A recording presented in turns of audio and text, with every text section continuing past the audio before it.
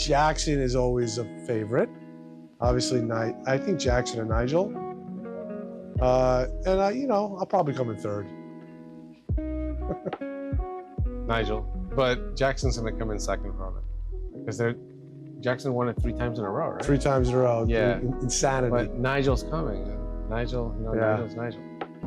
It's definitely going to be interesting with Nigel in the field. Obviously, he's the greatest player of all time, so I think he's automatically got to have everyone's respect and probably be the favorite. That being said, you have 3-time defending champion and our mutual good friend Jackson Smylie, who's going to be, I'm sure, hungry for the 4P. He'll be a force to be reckoned with.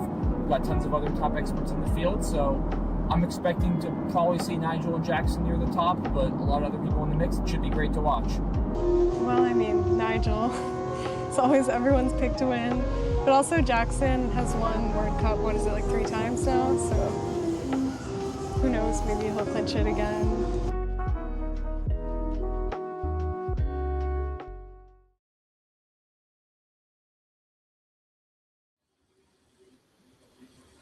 All right, everybody, we are back for day 3 from St. Louis, Missouri at the 2025 World Cup. Incredible action in the first 2 days. If you've been watching any of it, you already know. And today, Will Anderson here, joined by Singaporean Grandmaster player To Wei Bin. Wei Bin, welcome aboard. We have quite a day ahead of us. Yes, I got my assignment this morning, which is to cover, none other than one of the opponents that I play most frequently, one of the most frequently in international tournaments. None other than the greatest of all time, Nigel Richards. So yeah, Will, I think there's some decision why we are actually showing Nigel during this part of the stream. Yeah, we should get into that. So normally we would be showing Collins games in the morning and games from the North American focused WoW lexicon in the afternoon. But we have extenuating circumstances here with Nigel Richards' historic start, 14-0. He has won every game he has played so far. That would be impressive normally, but in a field as high caliber as this championship World Cup event, it is staggering to say the least.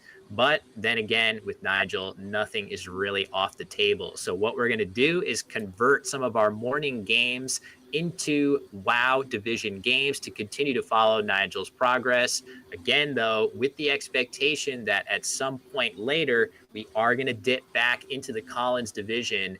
But for now, we have to stay focused on Nigel's amazing start. So our first round of the day, when the players get set, I'm not sure they are just yet, is going to be Nigel Richards against Daryl Day, one of the top players in the standings, chasing Nigel. Daryl is currently in 4th place with a 10.5 and 3.5 record. Wei Bin, those half, it's very awkward to say half in a Scrabble standings. You can talk a little bit about what that means. Yeah, so half really means a draw, and I think the chances of any particular game ending in a draw, I mean, if you're talking about 2 players that are equally skilled, I mean, people have said it's about 0.5% chance of that happening. So that's really, really unlikely. And what happens when you have a draw, it basically means that a lot of time your spread doesn't really matter that much, because the spread difference, the total spread difference actually, determines your standings quite often. But if you have a half game, then sometimes the spread doesn't matter as much anymore. Yeah, absolutely right. So the spread that Wei Bin alluding to is our tiebreaker, your cumulative margin of victory.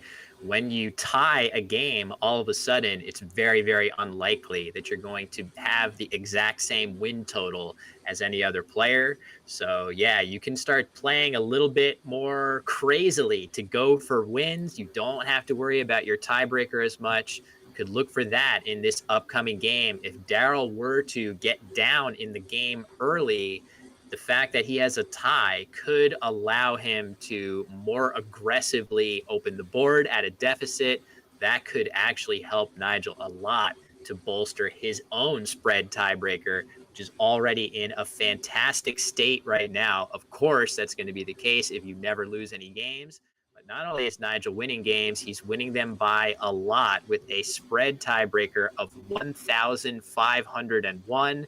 That is roughly 800 points higher than his next closest competitor. So here we go. Let's get started. Nigel going first against Daryl.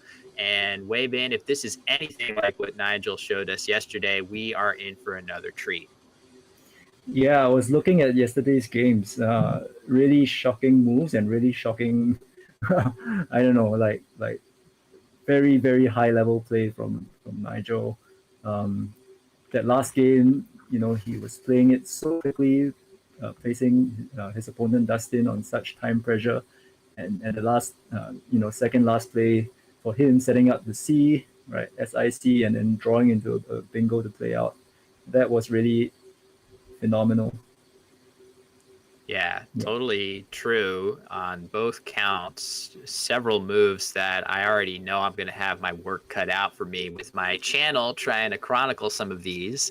But Nigel going first, and I feel like this is more impressive than it seems. If you're a North American lexicon player, this looks like Nigel is considering exchanging 2 eyes, which would be a very solid move. But if you're an international lexicon player, which Nigel also has every achievement that you could want from that dictionary as well, there are several playable bingos from this rack, including tirites and mirites.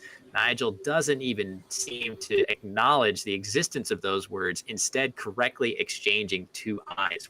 Been pretty impressive. Yeah, I mean, he's just able to differentiate the dictionaries so easily and, no confusion at all. I mean, if I'm in the same position, I think, have a high chance of losing my turn, I think. So over to Daryl. Daryl quickly plays Oh-Ho, which is surely one of the best options he can make here. The thing that I like about Daryl, and maybe he's sort of aware of how some of the games have gone on the stream yesterday, is that he made that play extremely quickly. We definitely saw yesterday a bunch of games where players gave a great effort against Nigel, playing extremely well throughout the game, but it took too much time off of the clock. And when it came time to make those pivotal endgame decisions, they just did not have enough time left in the tank to get there. So Daryl making this move fast, maybe we're going to see him continue to play fast to avoid the sort of end of game scenarios we saw yesterday, Weibin. Yeah, do you think he watched some of the games from yesterday? I'm not sure, but how quickly he played this move leads me to believe maybe, because I would normally be thinking kind of hard about, should I play Oh-Ho? Should I play Ohia? There's a number of things that you could do. Nigel is going to play Ratfish, 74 points. He draws that first blank, which he drew on his opening rack. So after exchanging 2 eyes, comes up with the first bingo of the game. It's worth noting, Weibin, that yes, Nigel is playing amazingly well, but it seems also that he is drawing very good tiles, which is necessary for anyone, no matter who you are, to have a 14-0 record in an expert field. Yeah. Well, I mean, I think drawing well is part of it, but also, being able to put your opponents under certain kinds of pressure, I think is, like I saw in the games against Jackson. He set up Apex and he set up Equal.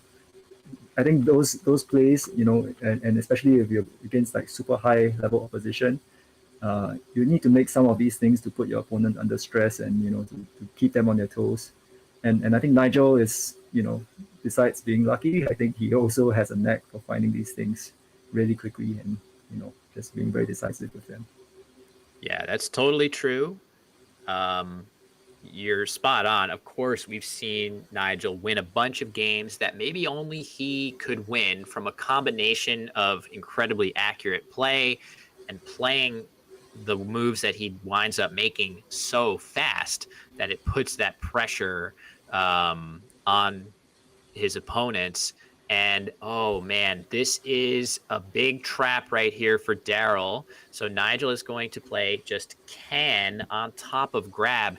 For Daryl, ex-apted is a valid word. And if he knows that, he may be liable to try to play ex-apting right here, even though it is not valid. It makes total sense he would do that because, again, you can inflect with ED, but not ing, or even, I don't think ex-apt is even a word either. It's just expat. So it looks like, yeah, it looks like Daryl has gotten away from that. To his credit, I thought that could be a serious risk, Weibin, especially against Nigel, where if you have any inkling that such a huge play would be valid, you kind of want to go for it.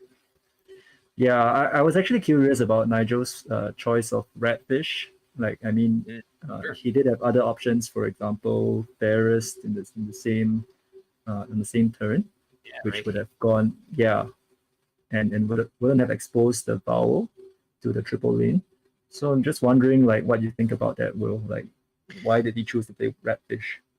Very interesting choice for sure. I think part of it is, if you imagine the other option for Nigel of Fairest going across the board, it exposes E, S, and T on the board for 8-letter words, 3 of the best bingo tiles available, whereas Ratfish hides the S internally and doesn't expose an E. So we're going to see Daryl play Axe here. But just to continue that, also, Daryl's opening play of 080 does suggest that he almost certainly kept 4 low point tiles, which makes this scoring spot a little bit less dangerous than it might normally be if Daryl's rack was more random. So those could be some of the things he was thinking about. But I agree with you, Weibin. In general, you would not want to create such a big scoring spot for a consonant to go right here. So a curious choice, probably some rationale behind it. As Daryl plays Axe, balancing his rack nicely, he keeps a vowel in the I to play underneath there. So Nigel is going to bingo a second time, though, getting off to a great start, as he is wont to do. Nice play. Yeah, I just wanted to mention the play by Daryl. I mean, he played AX, which really, sometimes when people play against Nigel, they tend to think that, you have to play very defensively. You have to, shut down the board and try to beat him, over a close board.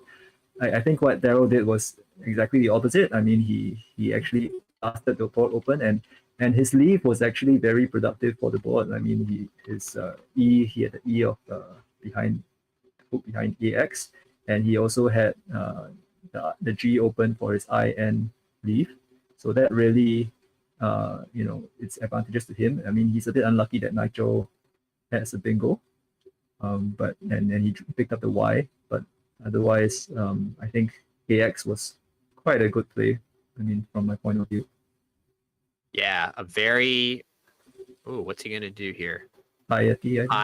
Okay, that makes a ton of sense. This is a nice play again by Daryl. I actually totally agree with your assessment of Axe, Weibin, making that E hook, which Daryl knows he has the E's. And if Nigel did not have an E, which he didn't, there's very, it's going to be somewhat unsatisfying for him to block that spot. Whereas in this exact situation where Nigel has a bingo somewhere else on the board, had Daryl drawn just a little bit better, he could have been responding with a massive double-double hooking Axe right now. Instead, he plays Piety, and despite the 2 early bingos, the score really isn't that far out of hand if Daryl can draw something good.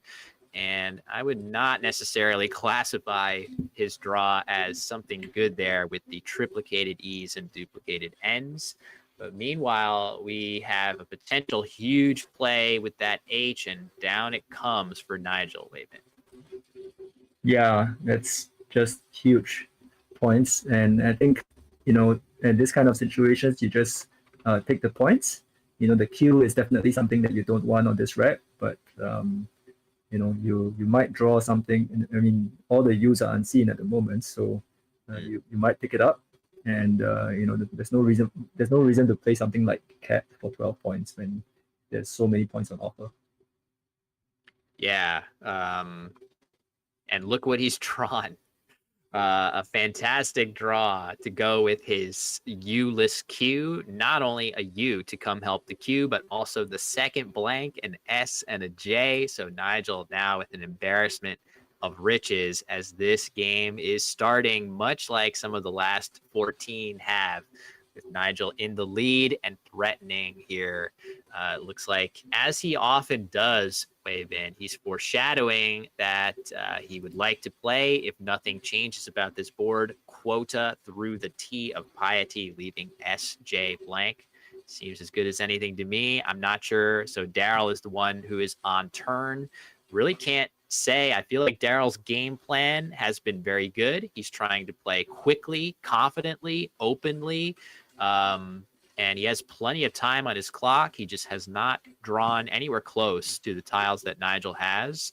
And let's see, he's going to have his work cut out for him with Nigel holding all those goodies. Yeah, do you reckon we're going to be watching Nigel the whole day? Well, I guess that's up to him, and it's up to all of you to a certain extent. We definitely want to emphasize again that as amazing as it is to watch Nigel play at such a high level and do the impossible of continue to go through these fields, extremely difficult fields of grandmasters without a single loss, there are great games taking place as well from the Collins division that we also want to show you at some point. So we're going to play it by ear. Daryl playing Gane at the top of the board. Could have played Gene there as well, but those two plays are very similar. I might have opted to keep ANE instead of ENE, but really splitting hairs.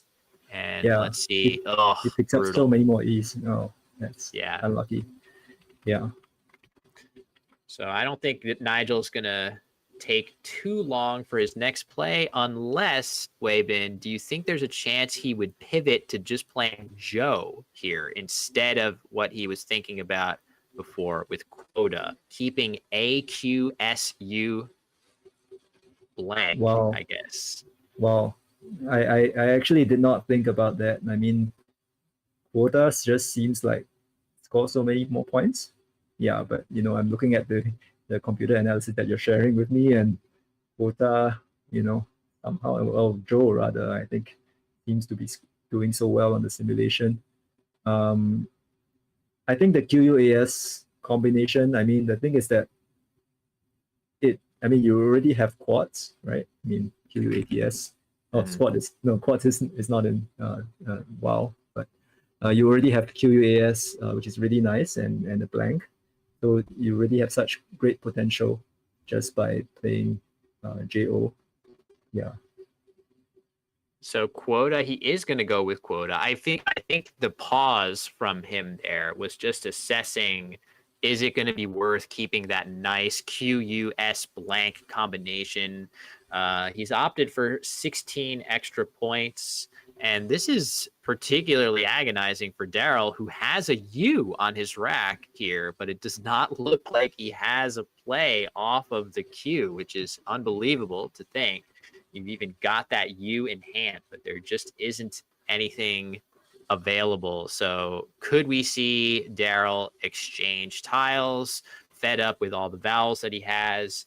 I guess technically it might be okay to play something like careened right here off of car, which is not an easy play to generate, but it's kind of nice to score some points and leave UE on your rack in case you're able to draw something to the queue. That seems reasonable. It looks to me, though, that Daryl might be considering exchanging, which is probably a combination of a solid option and also a little bit of a frustration choice, Weibin. Yeah, I think probably you want to find some kind of E dump, in some way. Whether you keep the U or not is another question, but you want to play off some of the E's, so like EY, EE, EYED, EYEN, those are plays that you can all consider, in this kind of situation. Those will also keep the U, which will set you up pretty well for the next turn. I think exchanging is probably not sure whether I would do it in this situation. Partially, I mean, if you look at what he's intending to keep as well, I mean, maybe if he keeps a DE, that doesn't really have much play on the board, I imagine. Yeah. Just going back to the JO versus the quota move as well, I think perhaps Nigel's choice was also influenced by trying to block the T and setting up for his own S, which I think it's maybe some defensive considerations from that point of view, and also blocking that line on top of Oho. So there could be some of these thoughts that went through his head as well. That is a very good point, in fact, because before quota hits the board, there's really just the one S hook, which is okay. Now there's another one, and Daryl is going to play Ide, which I think is definitely called for here. So good job by him. It seemed like he was very seriously considering exchanging, but the 20 points are nice to sort of keep him in range. He doesn't know that Nigel has another S and blank on his rack. He could easily draw into something like that and maybe fight his way back. And those extra 20 points could be nice. And yeah, Daryl, not the tiles that he needs. However, he did draw the Y actually, which is one of the better tiles, that you could draw holding UE in reserve. So I don't feel like it's that likely that Nigel is going to find a way to block this queue. So Daryl is going to very likely quickly score very, very well on his next turn. But yeah, Nigel has that J. I feel like it's kind of tricky, Weibin, to see where to play that J productively. Is it possible that Nigel would ever consider burning his blank and playing something like jams here? That seems kind of crazy, but it scores 52 points, which is a fair shot better than almost anything else. Yeah, I think in this case, probably the S is still valuable, I think. I mean, there's still 2 lines for the S. If you want to, I think if you want to play off the blank, probably, I don't know, I might still keep the S personally. Yeah, but he chooses to play MM, which is actually, it's a really reasonable play because, you keep your blank, you keep your S, you keep the J, all for potential of bingo next turn, or just a high scoring play the next turn. I think it just keeps all your weapons in the arsenal.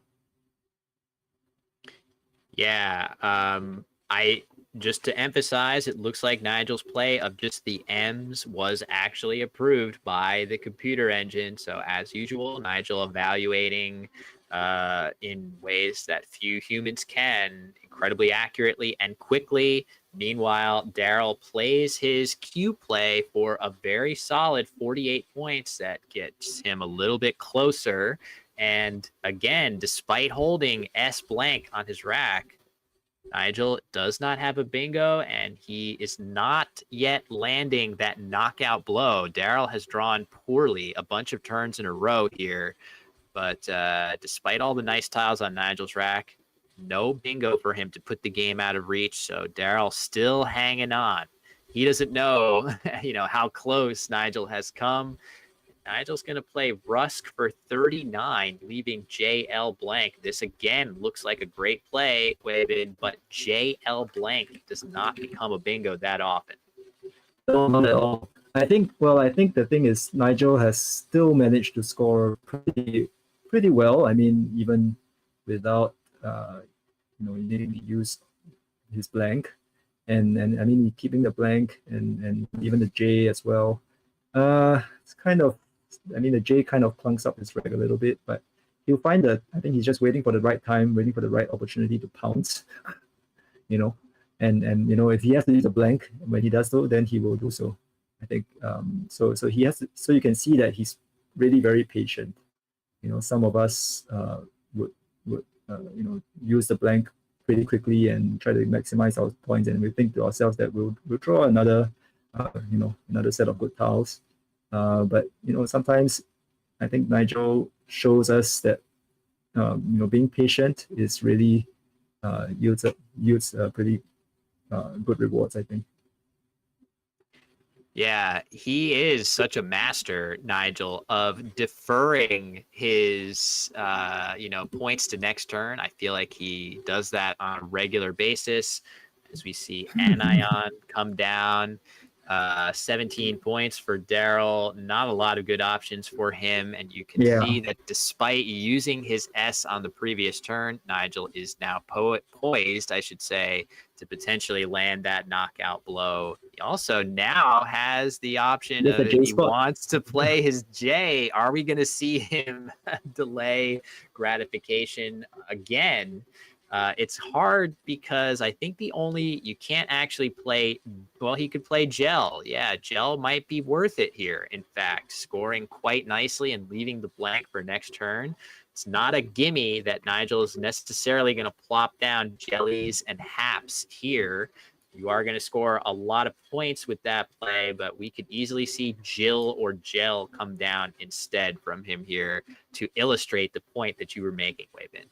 Yeah, if you look at the pool, like there are no S's left, no blanks left. So basically the Haps line is basically his, and of course there's possibility of bingo from the D and S for Darrow, but yeah, he has really a commanding position if he keeps that lead. So I think deferring the few points, 30 something points, but it's definitely something that I would do as well in this position. Makes sense. That is the direction he goes, and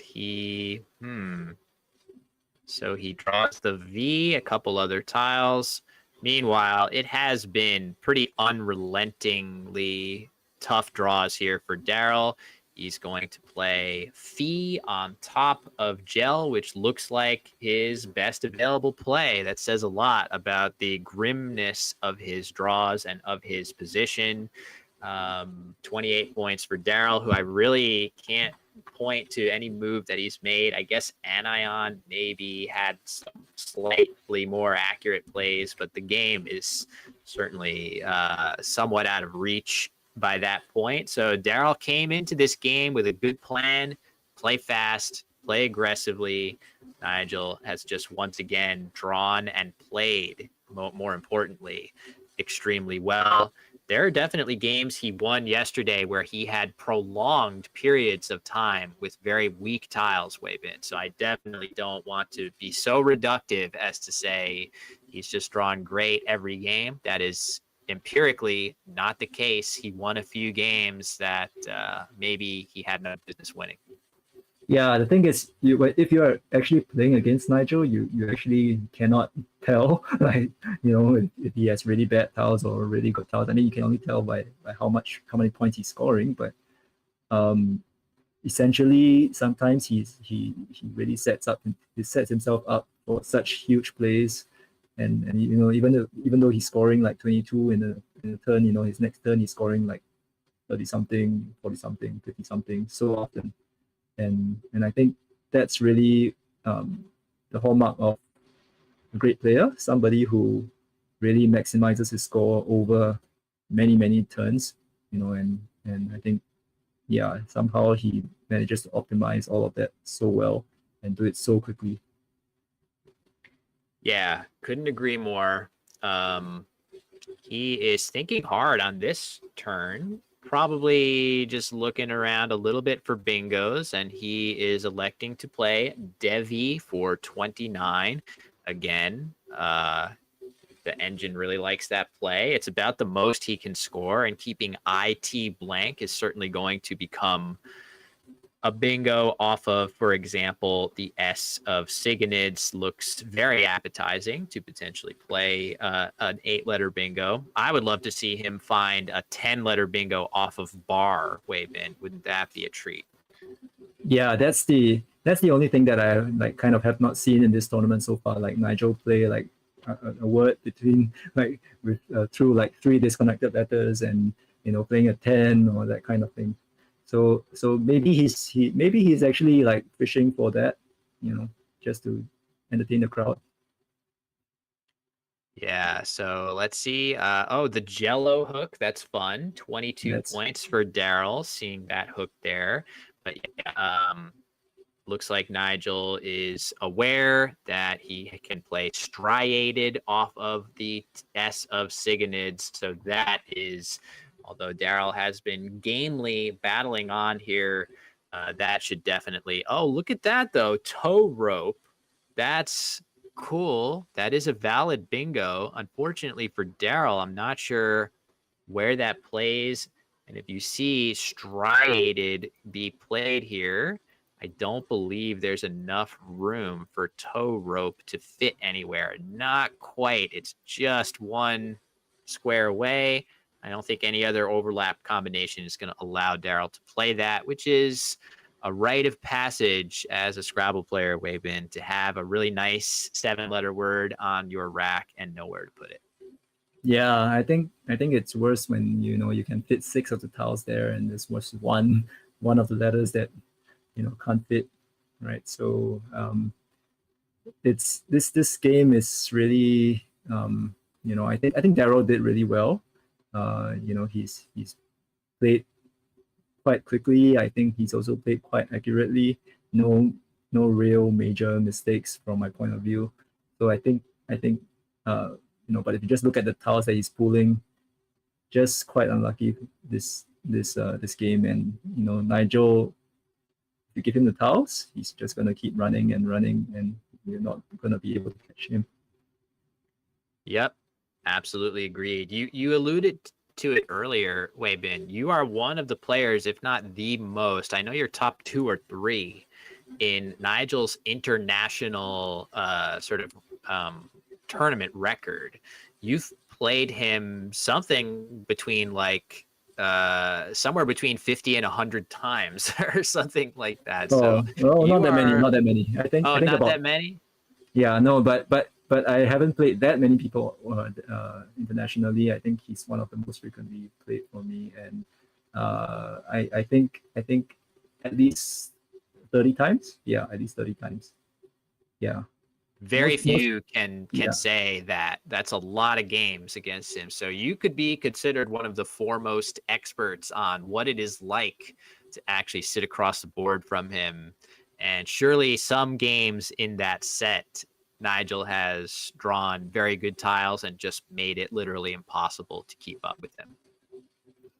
Yeah, I think so. Somehow I think, I don't know, when I play against him, maybe it's because I'm not afraid or anything, but I think we tend to have we have had some very, very close games as well, I think, and those are the ones that I remember a bit more. Yeah, the ones that blowouts, typically I forget pretty quickly. That's probably the best way. And you mentioned something important there, which is to play without fear. We had a couple of times yesterday. I wouldn't say that we had anybody actually play with fear necessarily. I actually feel like we saw a number of very good challenges to Nigel in games that he won. In particular, I would say the number one thing we saw was players giving him a great fight and then simply running out of time to evaluate positions at the end of the game, which is a huge factor and maybe underappreciated a little bit about Nigel's win rate. Is not just how accurately he plays, but how quickly he arrives at the best plays. And that definitely generates a lot of wins for him that he would not get otherwise. So I feel like somewhere in the How to Beat Nigel Richards playbook, which I have a video entitled that, I think I should have maybe talked a little bit more about making sure you play with good pace so that you have time to devote. And I do feel that gets to your point, though. Playing without fear means trusting your instincts. Don't think for 5 minutes on a move that would normally take you 1 minute to play just because you're going up against one particular opponent. Not sure how you feel about that. Yeah, and I think, I think it's a useful skill to have also, in general, for me, it's, I guess I had quite a bit of opportunity to play annotated games on stream, when I was pretty young, and I think that kind of made me, a little bit more fearless. Sometimes in a bad way, of course, but But I think the thing is that you just have to play each position as as the positions are, and just try your best to maximize, do the best that you can in the particular situation. And I think sometimes the tiles are pretty good and all that, and you can take advantage of that. But sometimes you just have no opportunity to do anything, and you just play on and hope the next game is better. And I think this is one of the games for Daryl. He started off, and I think he had some chances in the early parts of the game, but as the game went on, you could see that I think the tiles really showed him that this is not really your game this time. Yeah, Daryl wishing he had an E right about now, as some of you in the chat are pointing out. Poetizer, actually a valid word, but as almost fitting the way this game has gone, of course, there would be no E. Nigel not about to allow that to happen. Nigel played Verl a moment ago. I'm sure that he was thinking about something that he needed to block. I haven't actually figured out what that is yet, but it is kind of interesting that he emptied the bag there to do it. Maybe just no better option that allowed him to do that. But we are in the end game phase right now. Daryl with the Z on his rack, and Nigel, again, another one of his amazing skills, of course, is his ability to play end games extremely accurately and quickly. That definitely gets another chunk of games won that you might not normally see. Turns out that the best end game play for Daryl here, which is very counterintuitive, is actually not Zori. It would be replot here through the L at the bottom of the board, which would follow up with two options for your Z play, Tiz, or I'm not even sure what the other one might be, but that seems to be what the engine wants. Would Nigel have found that? I think every indication suggests yes, Wavin. Yeah, I actually have no idea why that is the best play. I don't even see why the Z, the Z scoring 20 something is good. But sometimes these computers teach us all these things that we don't see at all, and that's why I think computer analysis is really helpful at our level, I think. But Nigel is better than a computer.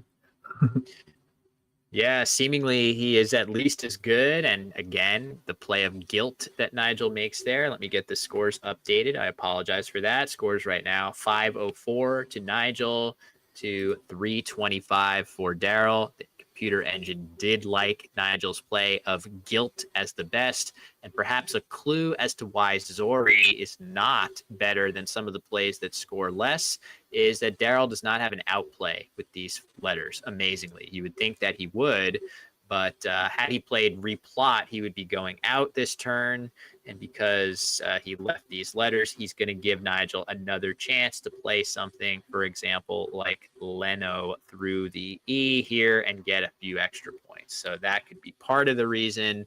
But yeah, that's all academic. It goes to show, right? Like sometimes the difference between winning and losing is playing the optimal end game, but that's actually kind of rare, Weibin. Usually it's just about the maximizing your tiebreaker, but that still matters, and that's why Nigel's spread tiebreaker is always so strong. Yeah, I think the thing is that, if you're ahead in the game by like more than 150 or 200, you tend to be like, oh yeah, I'll just out in two, or just I'll just play whatever comes to my mind first. But you could be leaving quite a few points off the table, right? And I think that's the thing which over time it builds up, and that actually affects that sometimes the end game, the end of the tournament standings, the spread differences, and placings and all that. I know you just released a video recently, like just yesterday, right? About missing something that cost you 26 points. Yeah, and then that cost you $1,000. So that yeah, definitely it's painful. Can be very painful. It's hard, right? It's hard in games where the outcome is not at stake to do the effort required to play an optimal endgame. Really, the only solution to that is to become so good at playing endgame that it doesn't actually tax you mentally to play the correct endgame. I feel like normally for most of us, it takes a lot of time and energy to solve these tricky endgame puzzles. And in classic Nigel fashion, the game is complete. Final score 517 to 345. Another win for Nigel. He moves his record up to 15-0. I believe I saw it mentioned that if you consider the World Cup and SPC and other North American events to be sort of major events in North America, the last time a player in the top division had a perfect record through 2 days was Joel Sherman in 2011. So it's been literally 14 years since we've seen somebody start with a record as good as Nigel, and he wins another game here in the first round of the day. And the handshake there, Nigel, ever the good sportsman. As we heard yesterday, Weibin, Nigel reliant on his opponents to do the electronic score submission, which Right. that's an interesting factoid as well. And he played relying as well. His last move. Yes. Yes. Yeah, his last move yesterday. Yeah. So I was also going to say, like in classic Nigel fashion, the tiles get squared almost immediately after the game. Like, like there's really not much to talk about when Nigel beats you by 150 most of the time. You're just like, oh, okay, I'll move on. That's true, but I feel like that's also it's also Nigel's impulse to just square the tiles right up again, even if the game was incredibly interesting. He even then doesn't really feel like there's that much to discuss. He's just, as he said himself many times, he's just here to enjoy himself. He's having fun. He's not even taking himself that seriously. When we go to him and say, hey, how would you feel about being on the live stream a few extra times? He kind of shrugs his shoulders and says, sure, that sounds good to me. Any other person would probably say, ooh, okay, that's a little bit of a jolt of nervous energy. I have to be on the stream again. Could not mind any less. So off he goes to take a break potentially. And yeah, as you said a couple times, that was a valiant effort by Daryl. He definitely did not have the tiles in this game to really compete. That's how it goes in Scrabble sometimes. We have this axiom of, how many games in Scrabble are available to win? How much luck is there in the game of Scrabble? Well, the napkin math, the very imprecise math that we sometimes give, is about half the games you play are going to be decided by who plays better in that game specifically. And then a quarter of the games, so we're up to 75% now, half decided by skill, half you're going to win because your tiles are too good. And then another quarter, your opponent is going to win because their tiles are too good. So that puts you at about 75% of games you're going to win, either because you draw too well or because you outplay your opponent. And what is Nigel's winning percentage? In North America, it's, I think, 74.7%, and in international play, it's 75.1 or something like that. So the napkin math, Weibin, might actually have an element of truth to it. Yeah, I think I don't know, like there are games that he wins that he shouldn't be winning. I think there are just so many of that games. Hopefully, I mean he is, I would say he is facing tougher and tougher opposition. Like, I mean, players that I see come to tournaments, I mean they are getting really good at the words, getting really good at strategy, and I think maybe one day, like, we will pose really a huge challenge to him. And I think well, Will, you're looking to do that at upcoming World Championships, aren't you?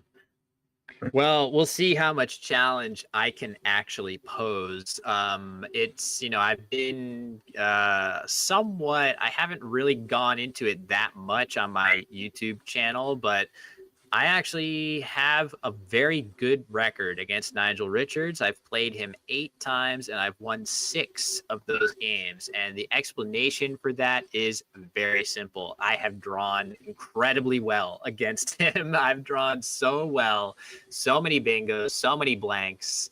A lot of those games he has not really even had a chance.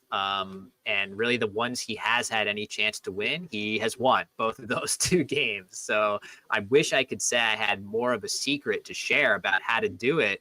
But I guess the best thing that I could say for how is it possible for somebody to have a good record against Nigel is, we touched on it earlier. You have a very good record over a much higher sample size than 8 games, Weibin. And I think a lot of the answer is in just having no fear, playing fast, playing with confidence, respecting that, yes, Nigel is the greatest Scrabble player of all time, but in Scrabble, nobody is invulnerable, and there's going to be games that you can win if you just play your game, and you have to believe that that next game is going to be one of those. So, yeah, it's for the players here at this event, they have to have that belief that I'm going to be the one to make that first dent in Nigel's armor. We've got a player coming up in our next round in Jason Lee, who is very competent, confident, and I don't think he's going to be rattled playing against Nigel on the top board. So I think he's got a good chance to do it if he can draw the tiles to support him. So after that, our next round in the morning is between Nigel and Eric Goldstein, one of the more entertaining players on the circuit. How Eric is feeling about taking Nigel on, I'm not sure, but he is definitely going to give it his best effort and enjoy himself while he's at it. So those are currently our next 2 games on the docket as we continue to watch Nigel make potentially, we don't even know what kind of history he is making as he wins game after game here at one of the biggest events on North American soil. But it is fascinating to see unfold, Weibin. Always a pleasure to watch Nigel play. Yeah, just wanted to point out one of the things that you said just now, that you were 6-2 against Nigel. So that means that you are 75% against Nigel. So I am the proto, yes, beyond Nigel, right? Yes. Yeah, not even a little bit. That's just if you were to sit me down against him and have me play 100 games against him, and you even gave me a 6-2 head start, there is no chance I'm coming out with more wins than he does over 100 games. I'm fully aware of that. I would be thrilled to get to maybe 40, frankly. If I could get to 40, that would be an amazing I think you'll get there. I think you'll get there. Thank you for that. Any more than that, and I would be absolutely thrilled. So in any case, there is still, technically speaking, we just saw round 15. We've seen so much Scrabble already, but technically we are not yet at the halfway point. We're going to cross into the halfway point next game. So we still have an entire half of the tournament to go. And we have definitely seen really fast starts evaporate in short order. There's no reason that Nigel could not run into a losing streak against the likes of very strong opponents in the field that he could be going up against. He could face off again against Jackson Smylie, Kenji Matsumoto, Joey Kravchik. Very, very strong players still lurking that are just champing at the bit for another crack at the GOAT. But in next round, it is going to be Jason Lee who gets his first shot at Nigel. So we're going to take a quick break for just a few minutes until we get Nigel and Jason back to the board. And we will be back with that matchup from Word Cup 2025.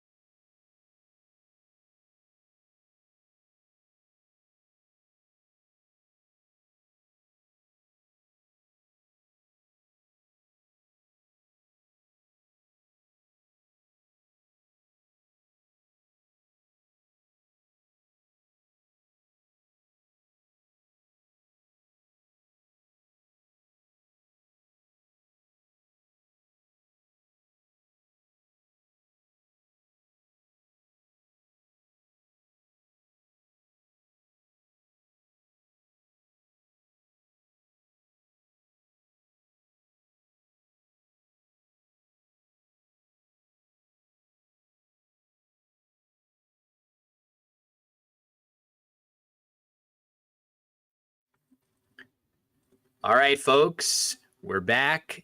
Jason and Nigel are ready to rock in round 16. Once again, Will Anderson here, joined by To Wei Bin. Wei Bin, we just saw our first game of the day between Nigel and Daryl, with Nigel drawing a lot of the goodies en route to a big win. But another game, another chance for somebody to take him down. And Jason, his opponent, has played him a few times, as you looked up before the game. Yeah, unfortunately, his record is not that great. It's 1 win and 4 losses. I mean, 1 win to Jason and four losses to Nigel. He's lost 4 times to Nigel. So I think, well, he still has a good shot, I think. I mean, you know, as with everyone, I would say for everybody at the start of the game. But we will see as it goes on, you know, whether he's able to really yeah, I think the first rack is not too bad already. I mean, he'll be able to score some decent points with that rack. And the computer is suggesting Kibia, which is a nice 6-letter word. Not easy to spot, actually, I think. Yeah, agreed. So Akibia placing the K, which is by far Jason's highest scoring letter, right here, does have the blemish of putting some vowels next to bonus squares. If he doesn't see that, something like baked would be a consolation prize, but down goes the correct play of Akibia for Jason. Very nicely spotted, and again, very quickly, which you'd love to see from an opponent of Nigel. And yeah, 34 points and a correct play on the docket to start things off for Jason. So over to Nigel, who does not appear to have a bingo or anything like that to respond. He's going to have to play something semi-uninspiring. It looked like he was hoping to get a chance to play Omega to start the game. Instead, he may play Game to start the game, Weibin. Yeah, it's quite amazing. I think the thing about when somebody plays something like Akibia, you're just gonna be staring at all the vowels, staring at how to do overlaps, and you have such a rack that really makes you think about all the possible combinations, right? How to overlap and how to maximize the score, and then you see Nigel finding Game in like less than 10 seconds and putting it down in less than a minute, and you're like, yeah, how does this guy do it? Like, how on earth is he finding the best play and committing it so quickly? I think that's something which I also like cannot understand, like how he does it so fast. It's more than a little mind-boggling for sure. Game again. Engine likes it, does a lot of nice things. It does feel like blocking some of the letters of Akibia, for particularly the E for 8-letter words, is often something nice. If you don't have a bingo yourself, sometimes it's good to block off the best letter on the board just to keep things tight while you get your own rack into a little bit better shape. Meanwhile, Jason, with the 7-letter word of ovicide on his rack, they're actually, and he clearly sees it. He's thinking, gosh, wouldn't it be amazing if I had a chance to play it? But the way the board is constructed, there is no way to play it with overlaps. It just does not fit anywhere. So he's going to have to improvise and play something else. He could play ovicide through this I, but that is not advisable because it places an O right here, which would be incredibly easy for Nigel to crush with any number of consonants. So that is not going to be what Jason does here. I would say in general, my own record against Jason is very poor. I think, Weibin, you said you looked it up, and it was 4 wins for me and 10 wins for Jason. So I guess technically speaking, I would rather play Nigel than Jason. Yeah. I mean, I have not watched Jason play that many games. Obviously, he plays in a different lexicon from the one that I usually play.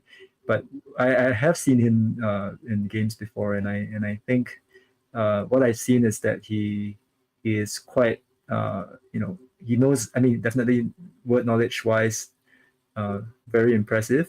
and I think strategically also he makes a lot of good calls, right? And I think that's really what makes him stand out. And you can see in this play he chooses Odik, which is really a very smart choice because it it avoids the problems of oversight that you just mentioned, and it also restricts the board, restricts the scoring potential, while also scoring quite a few points for Jason.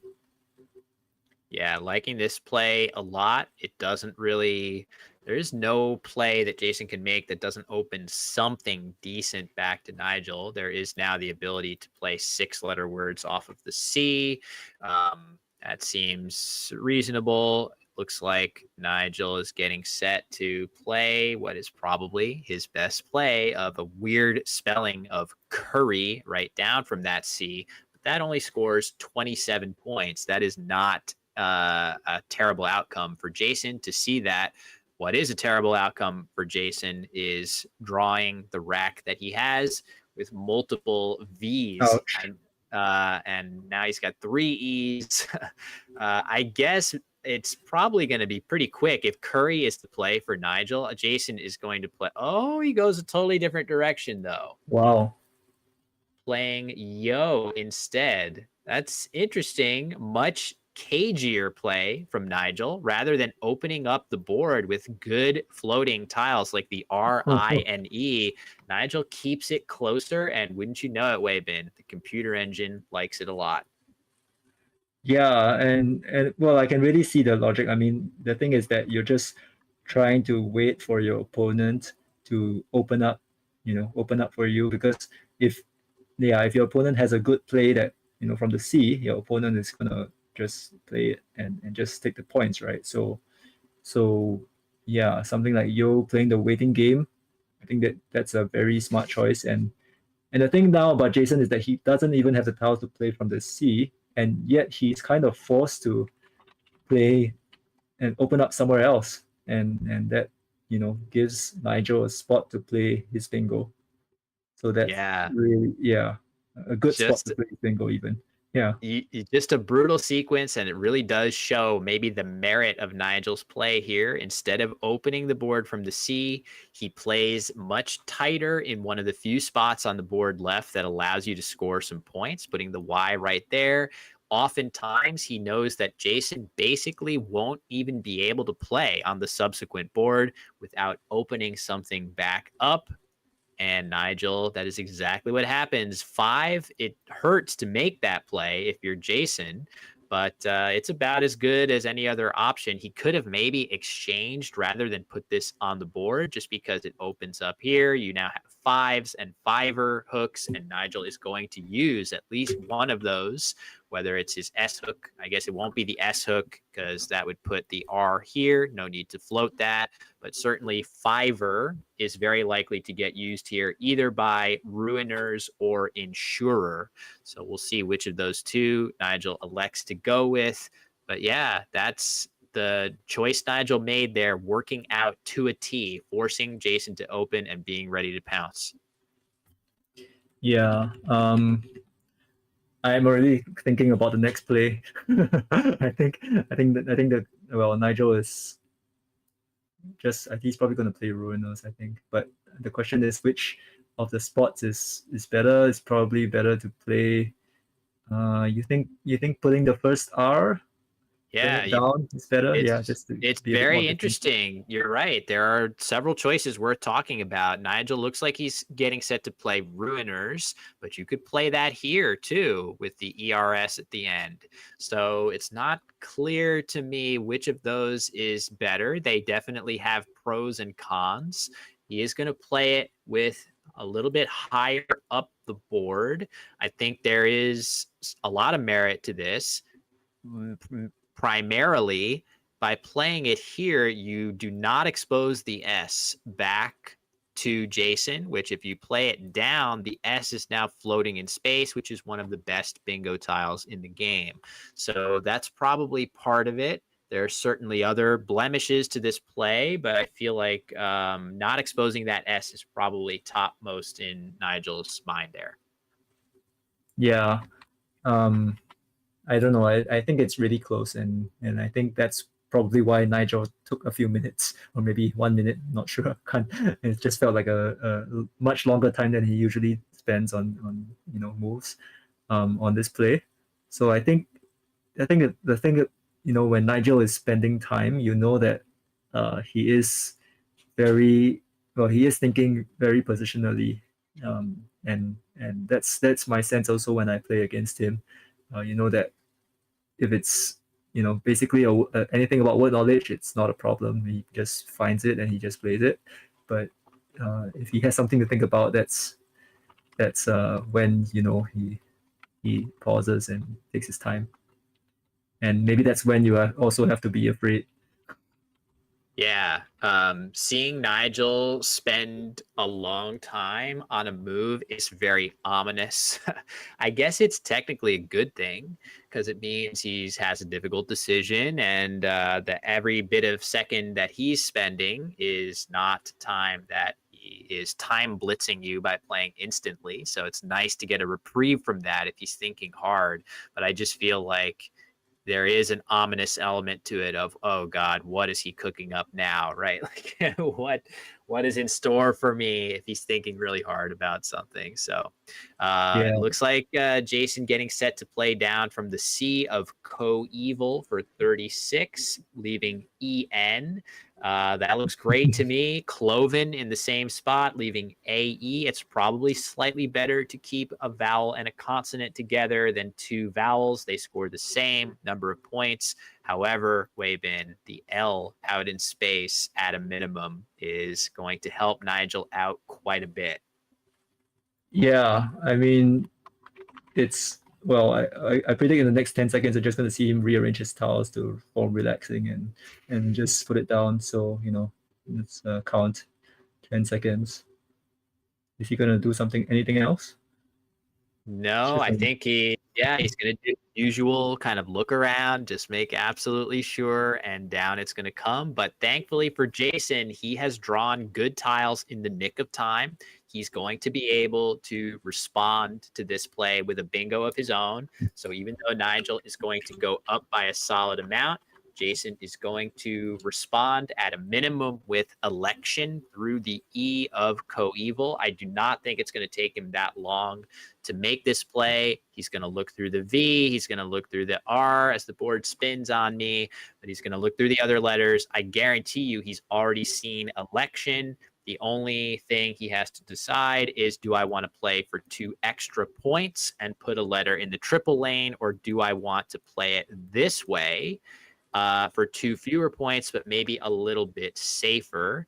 Tricky to make that decision. Jason is the one at a deficit, Weibin, but I think even despite that, I would probably want to play the safer one because Nigel's going to have that first crack at a triple if you do take the extra points, and that would be really the only productive triple on the board. I suppose this one is here, but that's not that scary to me. Yeah, it's gonna be pretty close, I think. Yeah, and I think in this position, you're probably gonna be looking at the other spots where your opponent could be scoring big. Place, and I think the other place that I see where your opponent might really be scoring quite a lot is also the triple letter score, reaching the double word score at the first R of Ruinous. So that's also a place where I would probably think that somebody can net quite a few points. But of course, if somebody plays there, there's also the chance that he will open up for even more scoring spots for his opponent. So it's gonna be, I guess it's really quite close. The two choices of whether to play election to the left or slightly to the right. Yeah, very interesting to think that if you play it here for 2 more points, maybe sometimes Nigel's best play is through this R anyway, and there's nothing that he can really do to the N. It turns out that Nigel wanted to play ditzier, probably through the E of Coeval, and that is blocked by, as Jason plays the more defensive version of election. So that is going to complicate matters slightly for Nigel, and it brings Jason much closer on the scoreboard. And we have both blanks still unseen in the game. It would be huge for Jason if he could pluck one of those out of the bag right now. And he gets an S, some other good letters. Oh, the duplicated. Oh, Ouch. man, things were looking so good, and they went south in a hurry there, Wavin. Ouch. Yeah, I mean, this is the kind of thing that you really don't want to see when you're picking up tiles. Like, I know some players that actually, they just open 6 of their letters and then they just put the last letter at the side and they just wait, just wait for like maybe their turn to start, and then they look at it and then they decide, oh, okay, this is what I got. Or some of it, some people are even like superstitious when it comes to that. That's why they do some of these things. But yeah, to get the Q at the end, if it were an R or something, then it would be so much better. But yeah, the Q is basically restricting all your options, and he's gonna try to get rid of that the next turn, I think. So Nigel is currently thinking about playing dirt right here, Wabin. A crazy play to even think of with the Z in hand, and you definitely have very simple plays with your Z for 30 points, but dirt is winning the sim amazingly. I'm trying to imagine like what exactly is in store for you when you hold the Z. What can you reasonably expect on your next turn? I'm really curious about that. Wow. And there it goes. This is a little bit more of the Nigel factor here. I'm just so curious. I don't necessarily see yet what is the future for the Z that is so good. Of course, if you draw a T, you can play Ritz, but that doesn't look particularly, if you draw that T, but Nigel's drawn some good stuff. That is so crazy. I just don't think I would ever have generated dirt as an option there. But not only did Nigel do it, the engine loves his choice again. Yeah, I'm struggling to explain it myself. I think he basically, the thing about him, he just spots the best play and just commits it. Yeah, I think so. I think a lot of players would even have trouble spotting this play, and and then after you spot the play, you're like, are you sure? Are you really sure this is the best play? Right? And I think somehow Nigel is able to commit, to find and say that this is definitely the play, and he just plays it. Well, I guess for me, I was thinking that maybe the as I mentioned just now, the triple letter to the double word score might be something that he was trying to aim for. Not sure. There could be other places as well. But I'm not seeing that many places for him to get a huge score to Z. But I think generally, I'm a Collins player, so what I see in Collins is that the Z really has huge potential for score nowadays, and keeping the Z is quite advantageous sometimes. But and he plays SPAZ. Good score for that. Yeah, so that word valid in the WoW dictionary that we're playing, and I agree with you, Wayman. It is definitely noticeable that Nigel keeps the Z in a lot of situations where other players might play it. So that is definitely on on his mind a lot of the time. And there is the first blank. So Nigel going up with the Z, drawing the blank, could be in line to play a bingo here. There seems like there should be something somewhere on the board for Nigel with those letters. I'm wondering if I don't think he has anything into the N of Ruiners. That would be his ideal place to play. Looks like he has Sudarium. Potentially getting set to play that through the U, which is a very impressive find on his part. Not 100% sure what Jason is going to do. Is he thinking about playing goose here just to score as many points as he can?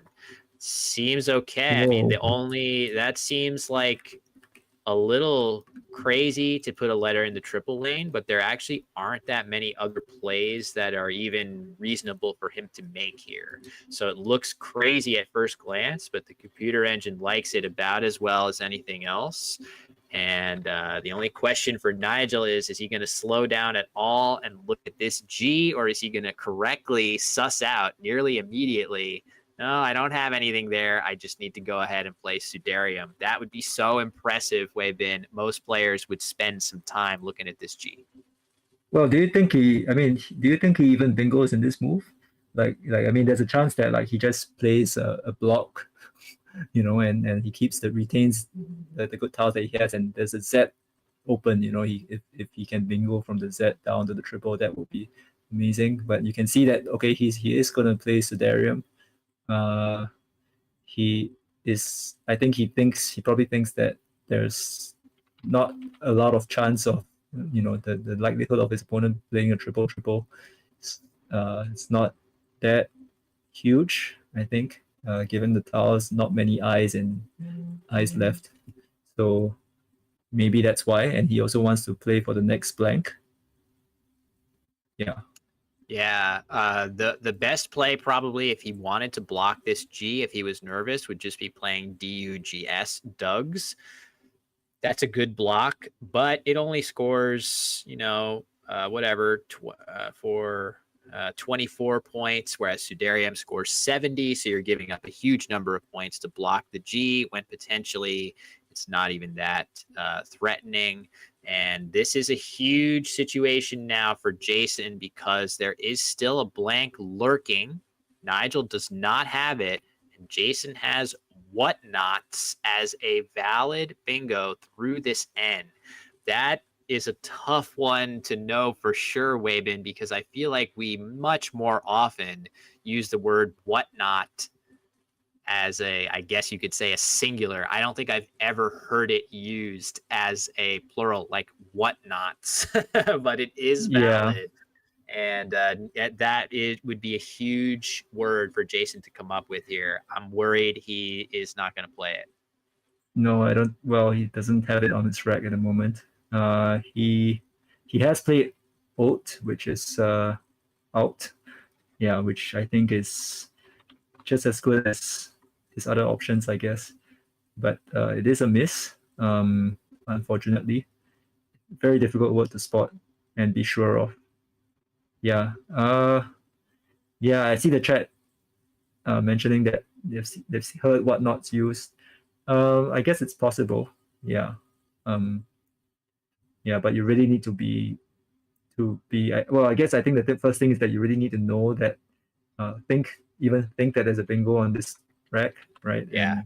And spot it. I think that set of letters not very confidence inspiring for me. I might just skip it, you know, if I were in Jason's shoes. Totally. Yeah. It is so often the case for most of us mere mortals. There are a lot of cases where if you would just tell me there's a bingo here, can you see it? I would see it immediately. But if you don't get that critical information, you don't even think to look because the tiles are just not good enough. And that is definitely what could have just happened there with Jason.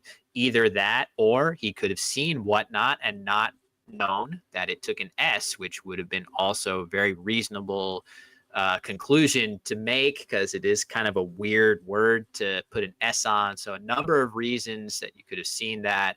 Meanwhile, Nigel very quickly playing oldie through the D of Sudarium to continue to run his score up to almost an 100-point lead.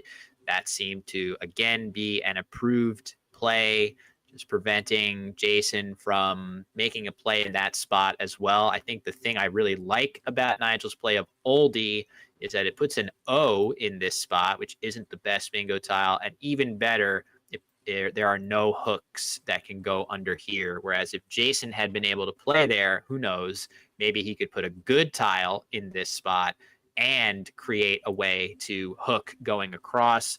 So Nigel getting a bunch of points. and preventing those outcomes from occurring makes total sense. And of course, he played the move very quickly, Weibin. Yeah, I think. Well, now I think Jason is in quite a tough position. He has to see, because the board is quickly shutting down.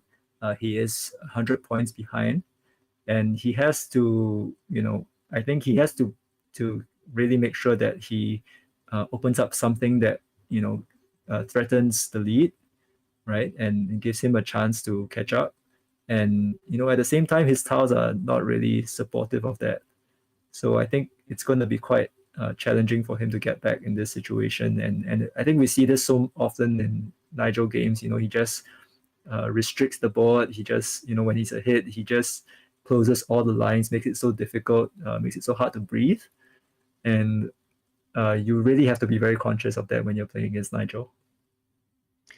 Yeah, you can just look at the areas of the board where you might normally play, as we see Jason sort of resign himself to the play of which actually is well regarded by the engine, but it does feel like, to your point, Weibin, the space on the board is rapidly drying up. So YO here, if this was a word that could hook here, you would say, oh, I have a lane that I can play 7-letter words, but you actually don't. There is nothing that can go here. There is nothing that can go here. It's going to be extremely difficult to fit bingos anywhere else. It really boils down to this O and this Z, which is not a good situation to be in. You can see Jason has started and tetrads on his rack right now, but this is a perfect case of when the board is closed, you can have a very good rack just like this, great bingo rack with multiple 7-letter bingos available, and they just do not fit on the board. That is a great litmus test for how open or closed the board may be. You can see this one too closed for Jason to get that much needed bingo down right now. Yeah, I'm actually pretty curious what Nigel will do in this situation. Like, he has a lead, which, it's a decent lead, but it's not, anything that you would be very, very comfortable with. So I really wonder, like, in this situation, do you think he will try to block the board a little bit more, try to restrict the most dangerous possibilities, and he does seem to be blocking a couple of lines with his play, not a full block of the Z actually, or rather the Z in American. Z is fine. Yeah, thank you for your consideration. We all are fine with Z as well. Yeah, that's an interesting play. It feels like Nigel is acknowledging for sure that the A and Z of Spaz are the major threats to him here. I would say I could have imagined him blocking the Z more emphatically. At this score, it does feel like a bingo down from the Z is the biggest threat to his ongoing lead in the game. And I don't necessarily think that his block here fully, like any bingo that's going to play off of the Z, is very, very likely to contain a vowel in this square, and almost all the time that's still going to fit after Nigel's play. That being said, he has really conclusively blocked the A. And I would say the most common way that you're going to bingo through a Z is to play something ending in IZE, and that is very, very difficult, if not impossible, to actually fit that after Nigel's play of Ulan. So meanwhile, Nigel's drawn the second blank, and he's once again gotten both of those. And he's already way good enough to win a lot of games without any aid from the tile bag. But we have seen him draw pretty well on a bunch of games on stream so far. But hey, Jason had his chance here. He could have drawn that potentially had he played whatnots instead of out. He'd be drawing 4 more tiles into a bag that had the blank in it. So you have to think about that as well. Yeah, I guess if you're in Jason's shoes, you probably wouldn't know that you've missed the bingo, and I think, yeah, in this kind of situation, you're just trying to, make the best out of what you have.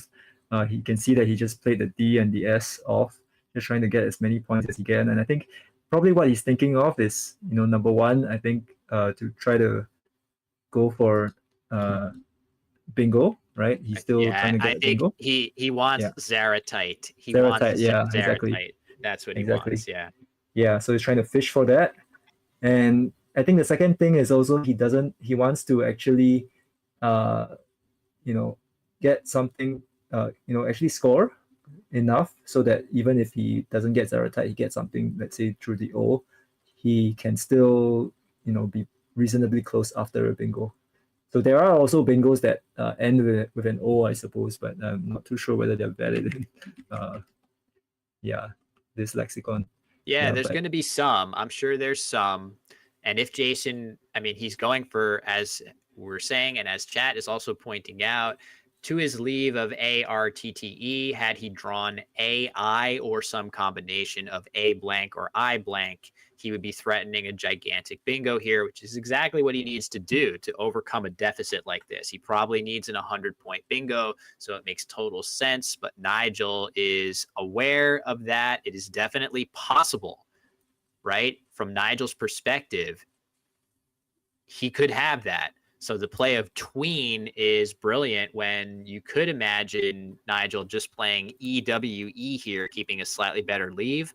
That would not obstruct the Z the way this play does. So it makes total sense that at a slight cost to the value of Nigel's leave, he is elected to block that worst case scenario, and he should now be more or less home free with 2 tiles in the bag, holding the second blank. It's going to be very difficult for Jason here to come up with a realistic winning scenario.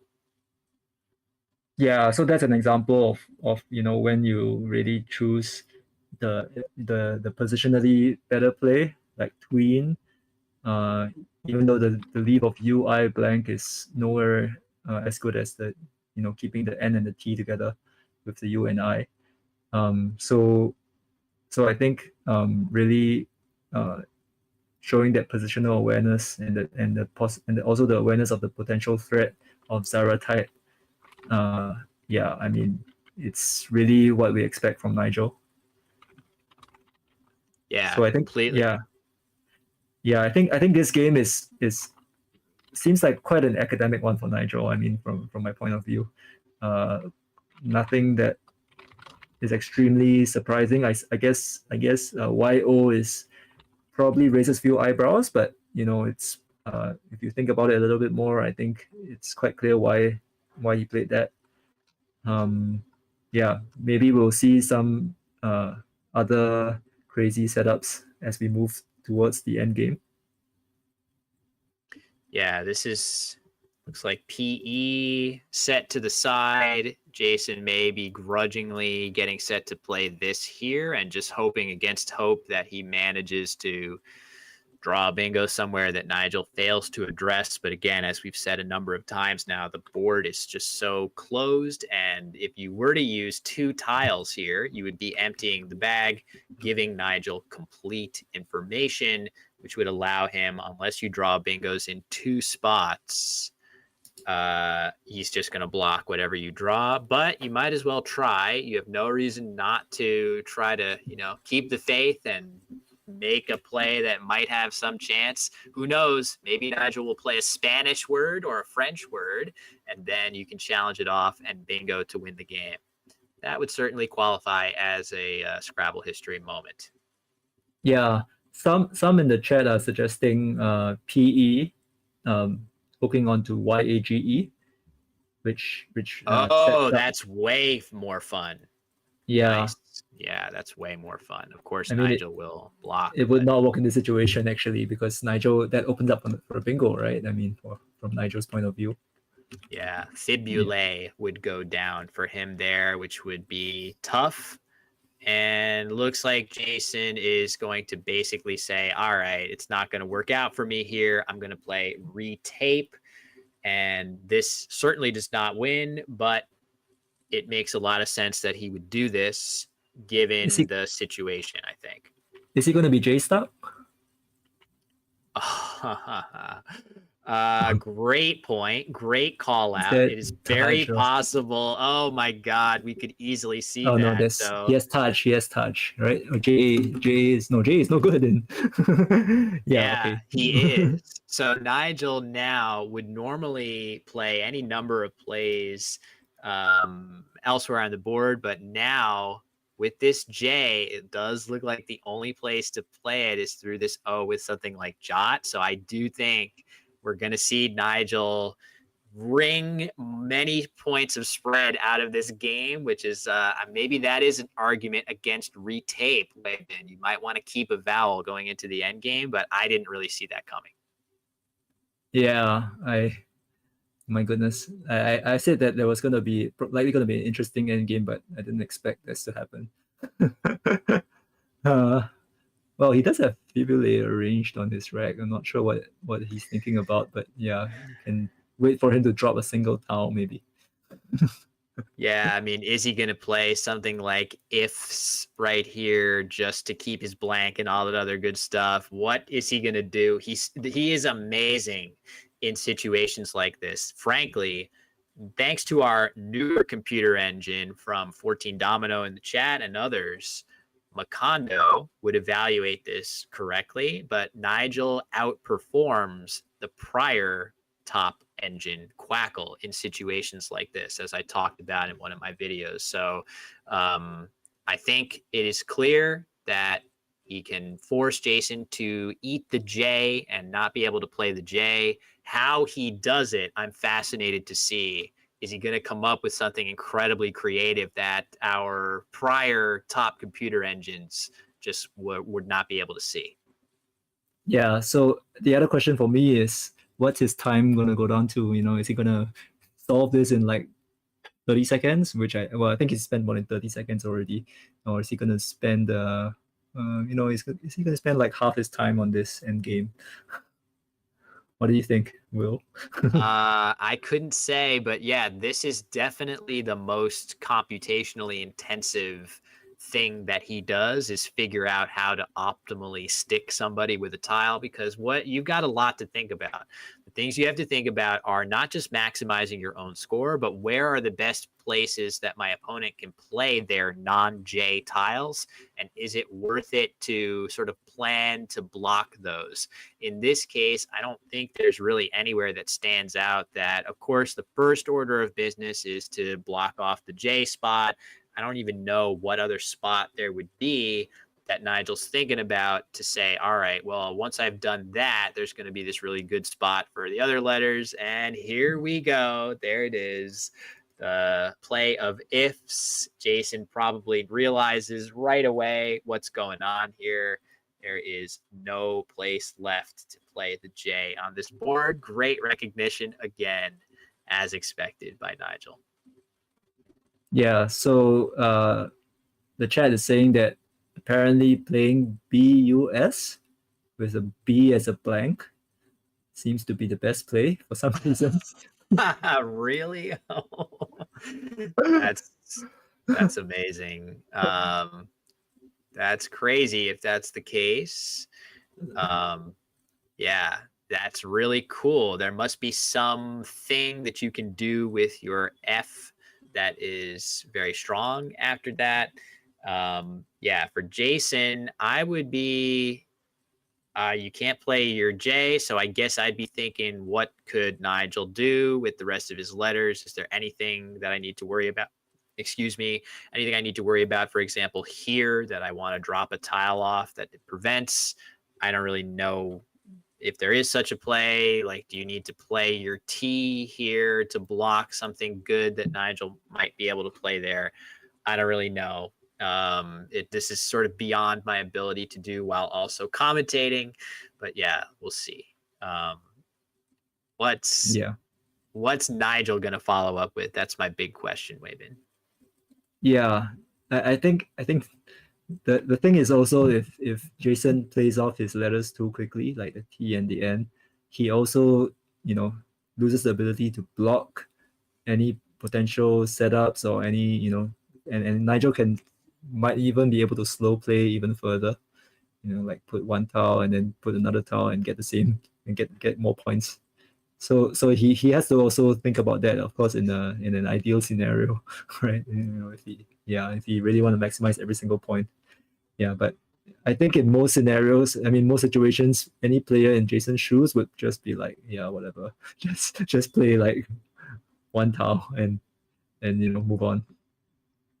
Yep. So there you go. Jason playing his T there, recognizing his inability to play the J, and back to Nigel.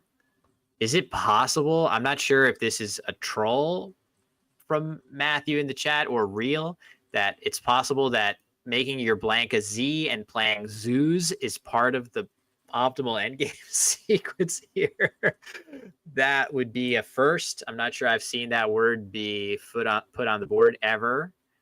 That would be a lot of fun, Weibin. That would be a first for me to see Z-U-Z or Z-U-Z to go on the board. I've never seen that. Yeah. So I think once he gets that, then the next one he wants to aim for is the ZZZ.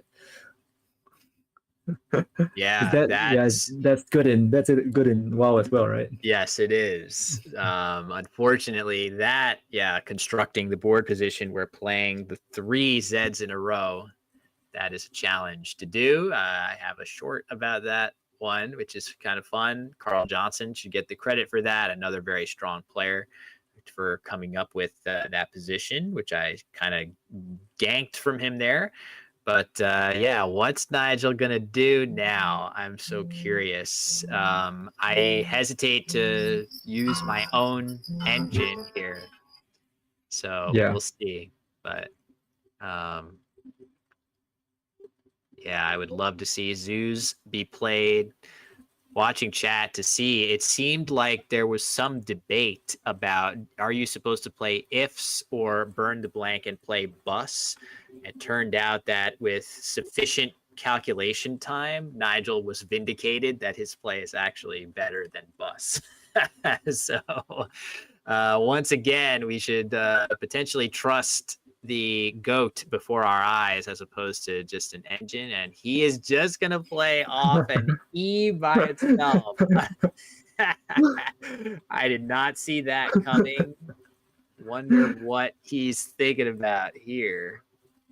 So I saw a question in chat, like, why is Nigel still thinking, like, shouldn't he have fully calculated everything by now? And my head is thinking, like, no, he probably, like, TA and TE by Jason was a huge mistake or something. So he has to recalculate every single thing. Right? So did Jason just pass his turn back? Because Nigel played his E, right? But Jason still has his N.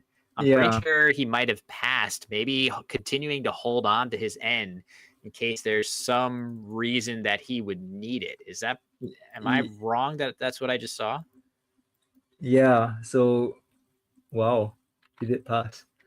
All right, let me just make sure.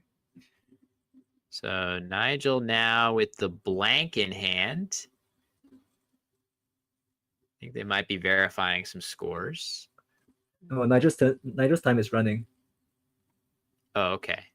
I thought I saw them exchanging some kind of comment, but I guess not. Nigel's thinking about it. Where is that blank gonna go? Seems like he's continuing to calculate. There we go. He plays his blank as an S here for Sodic, clearly. Seems like the best place to play it. I'm just trying to catch up here. So Sodic for 14. At some point, Jason's going to have to play his N, I would think. All right, I think I have the score correct now. He probably should do it now, I guess. Yeah. He can't block Nub at this point. If he just plays an N, it's just going to make Nub hit even harder. So you can't do anything about that if you're Jason. Probably need to play your N somewhere else.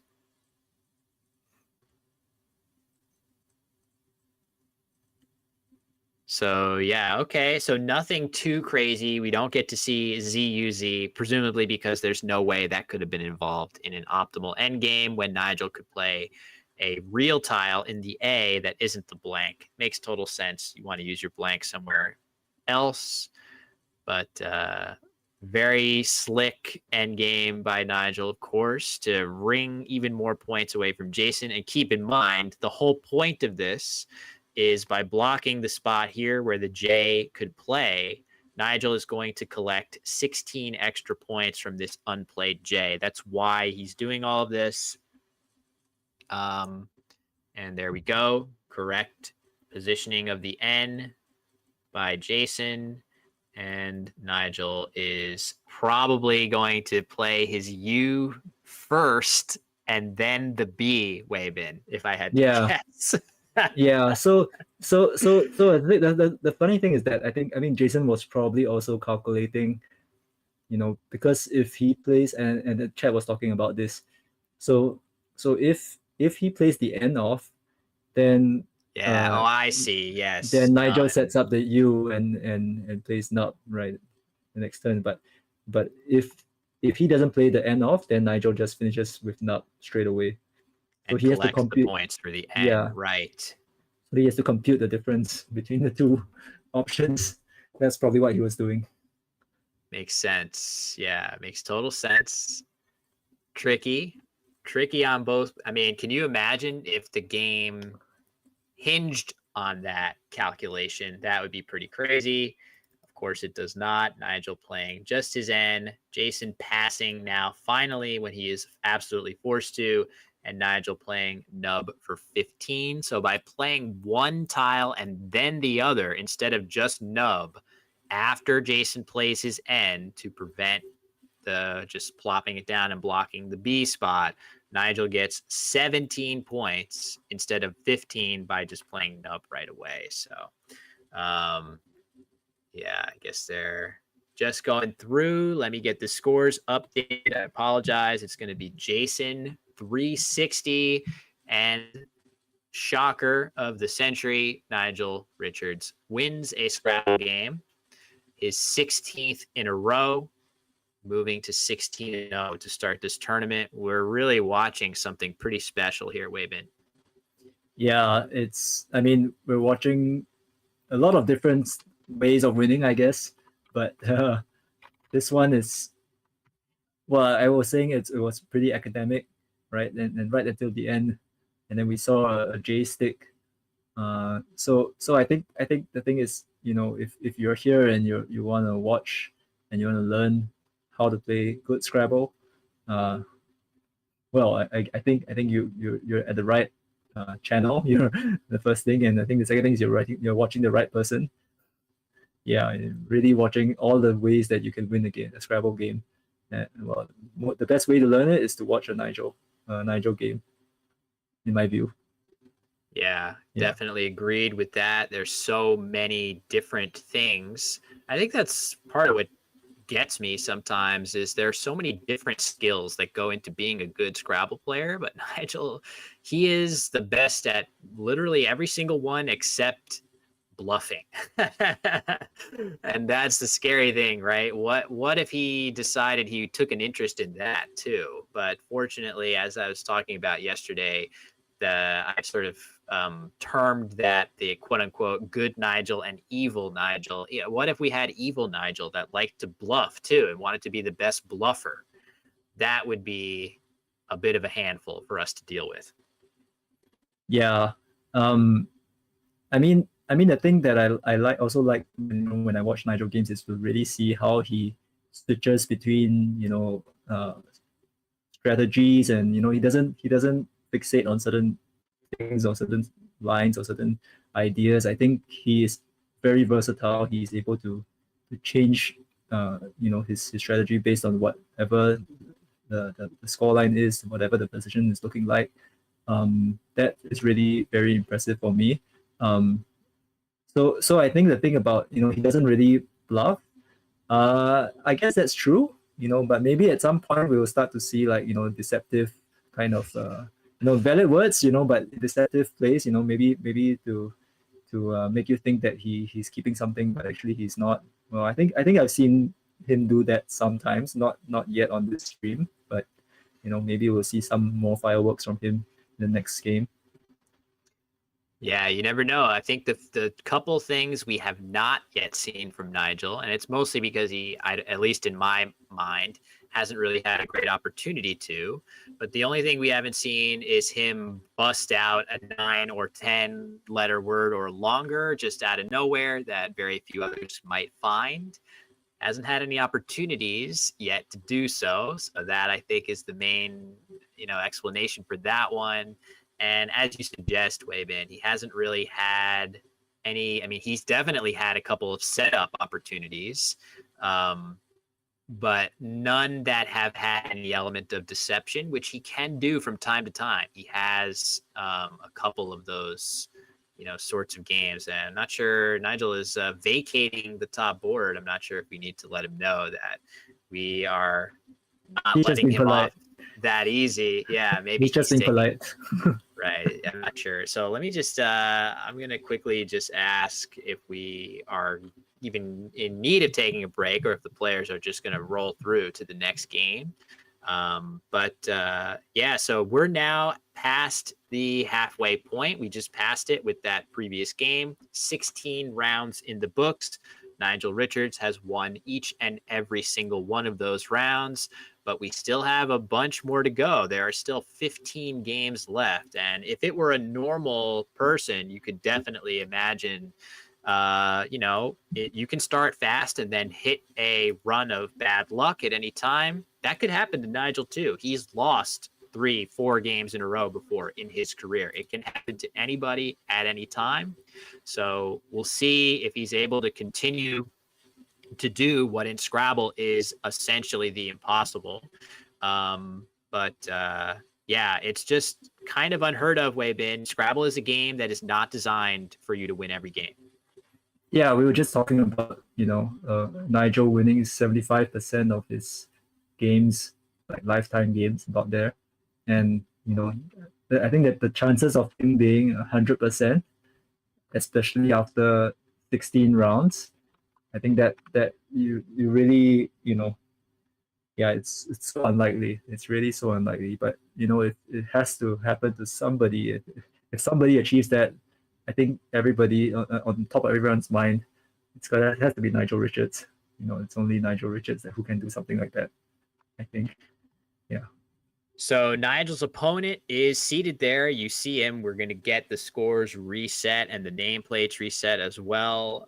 It's Eric Goldstein, one of my good friends, one of my first ever tournament Scrabble opponents, and somebody I've known for quite a long time. And Eric is just a great guy. He is incredibly outgoing and friendly. I think he, even if he's a little nervous and intimidated about going up against Nigel, I think he is going to compete as hard as humanly possible in this game. And maybe it's going to be Eric who takes down Nigel for the first time and makes that, as I said, first dent in that perfect record here. So Eric, a longtime expert player, I think he probably relishes the chance to be on the stream and get a crack at the GOAT here. And that, Weibin, is a big part of going up against him. Do you feel fear or do you feel excitement to take him on? Yeah, I mean, I think, you're playing against somebody who's like, maybe like 5 or 6 games ahead of you in the standings.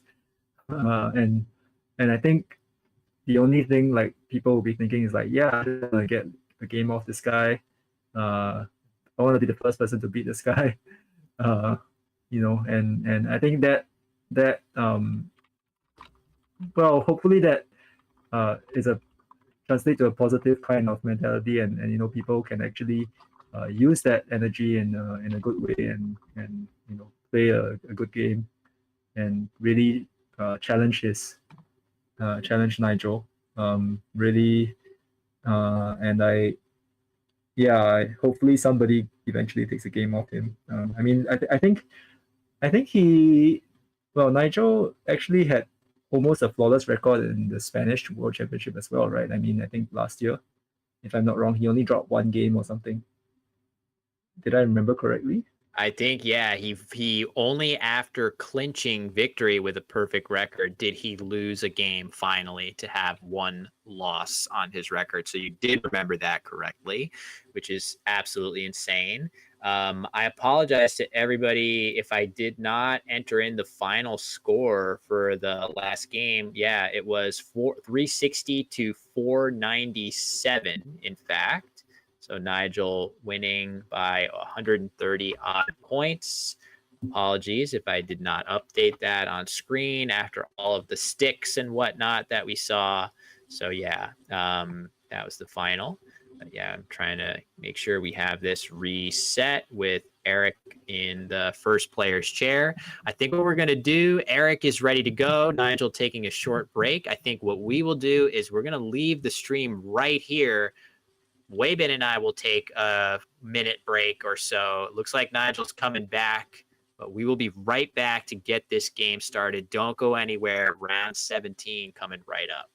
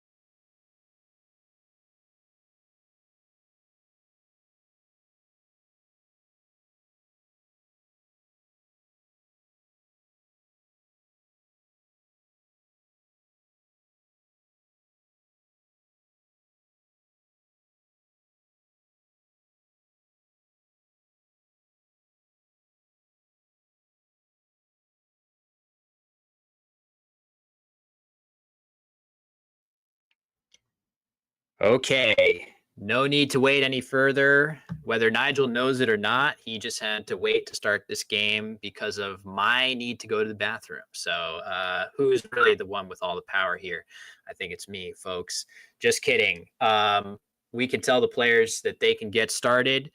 Eric with the first move here. He's 9-7. Normally that would be firmly in the mix still. You could still go on a run of wins, but when the player in first place is the greatest player of all time and has literally not lost a game, things start to feel a little bit grim for you if you're at 9-7 here, Waybin. But Eric's going to give it his absolute best, and a good but not great rack for him to start.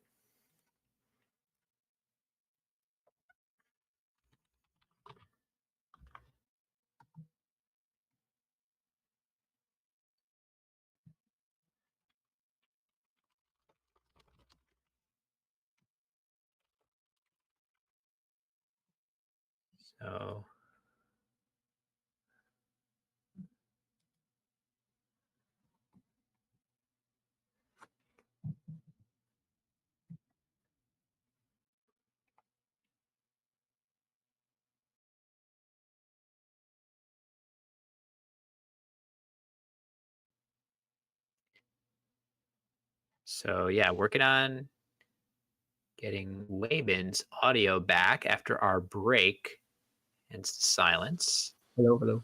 There we go. Gotcha. Sorry about that. We got you back. Oh, okay. Yeah. So I was saying that, in this kind of rack, I think the question is whether you want to play short or whether you want to play long. And I think, yeah. Well, what do you think about this? I think I might play long for this actually. I might just play off more tiles and just get the score for this. It's not sure whether any leave is really worth whether it's worth playing like just 3 tiles or something. I'll probably take a bit longer for this. Yeah, this is a tough one for sure between the short and long plays, without question. Boated seems as good as anything. I might have.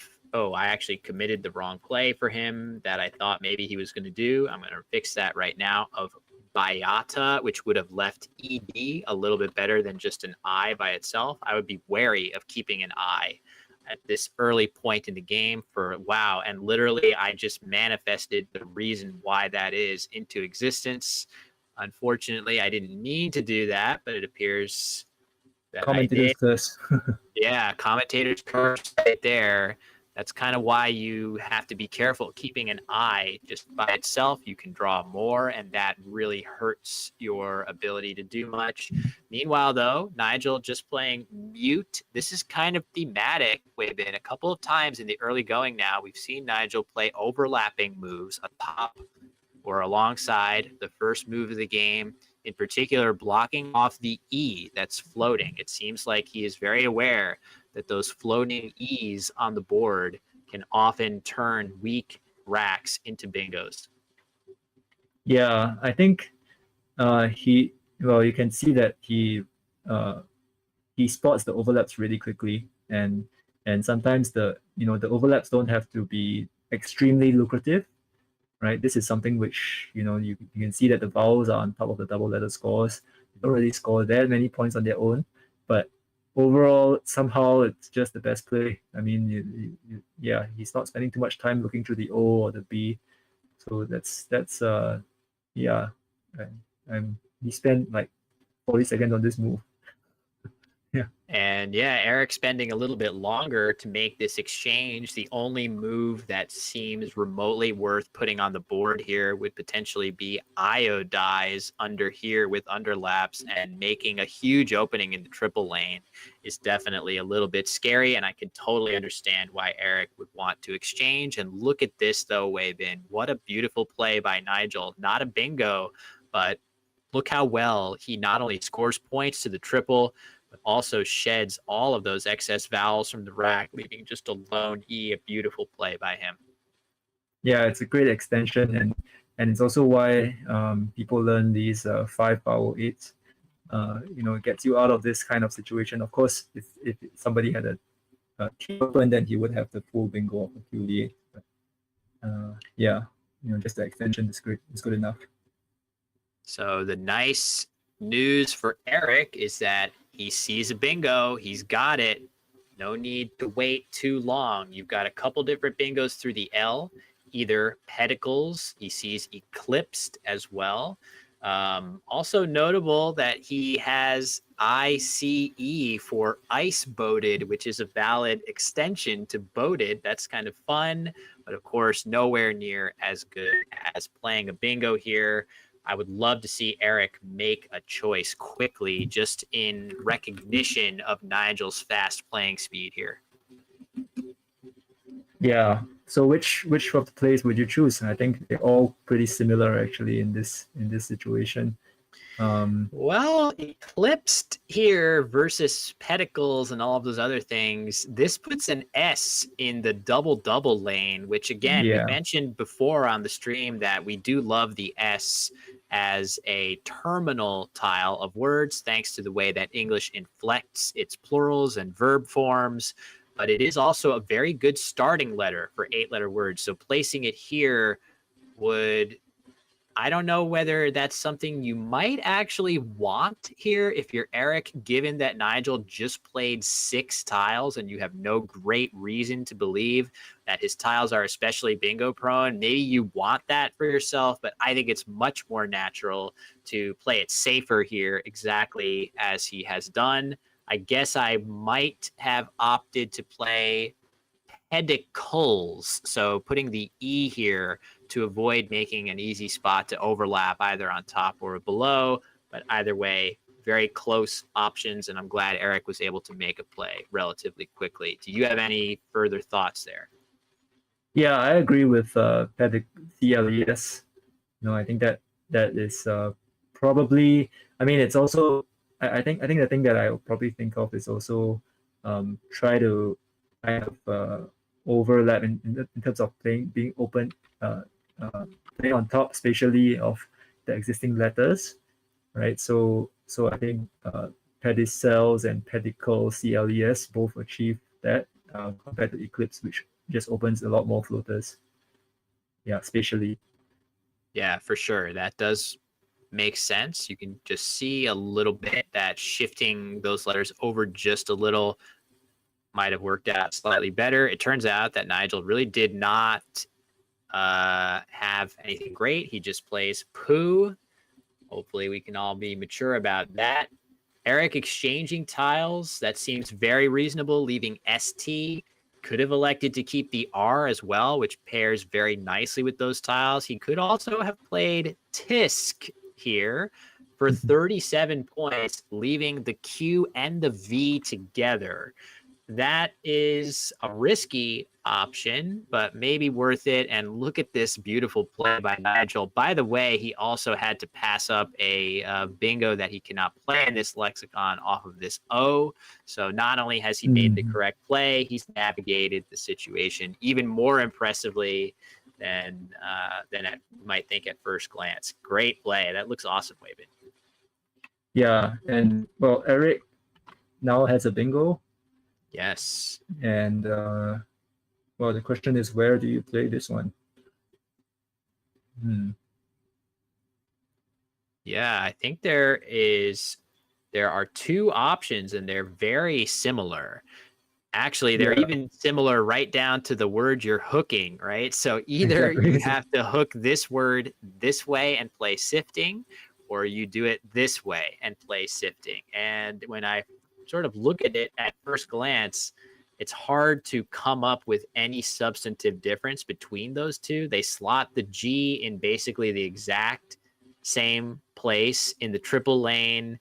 I'm not 100% sure. Both of them slot an F right in this spot where you would be giving up double doubles through an F, which isn't really that scary.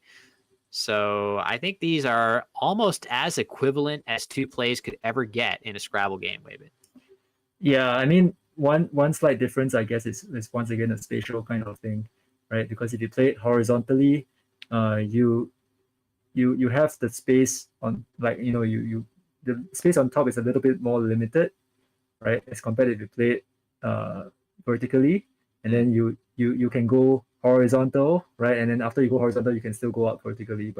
But if you kind of restrict to the top rightmost quadrant, it is still possible if you play it horizontally, right? So I mean, if you kind of restrict the lines around sifting, right, and then you can actually keep it to the top right quadrant. Yeah, but I think that's harder to do if you play it vertically. It's kind of a quirk, I guess. Yeah. I am very concerned that we have not yet seen sifting work its way onto Eric's rack here. He has fittings. Is he somehow not seeing it? I feel like this would be kind of the Scrabble equivalent of missing a dunk in basketball if he were not to see sifting here, a word that is, by all accounts, completely normal. You've got ing on the rack. Now he sees fisting.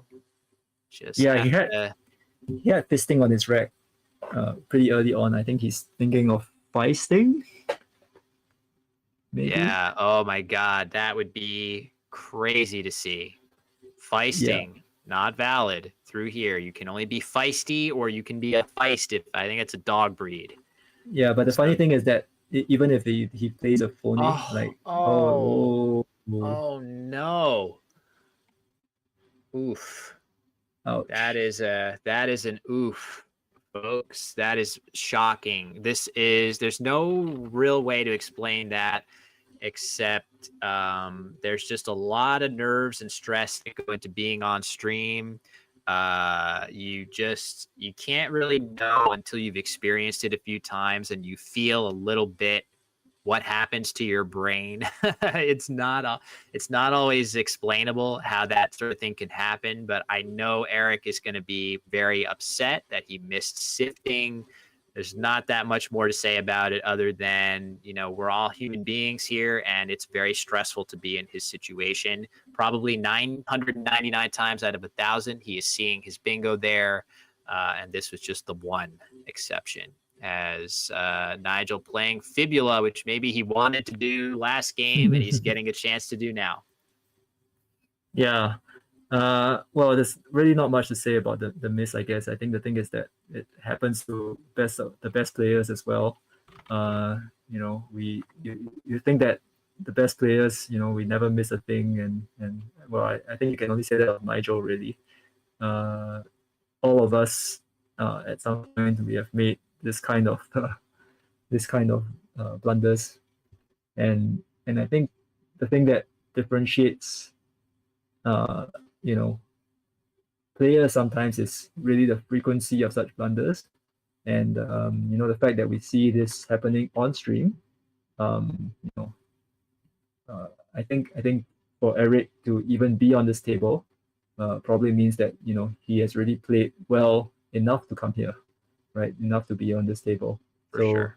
Yeah, so I think even if he missed sifting, it's just one miss, And he's been able to come right back with Tinders for a good score alongside Fibula, which I do want to point out that Fibula is kind of weird, making this really big scoring spot when Nigel could have played Fugio in the same spot. So maybe Nigel reasoning that after Eric's play of Fig, spending a long time on Fig, no less, he's less likely to have all of those high point consonants that are going to hit really, really hard going down here. So he's going to set up a spot to use it himself.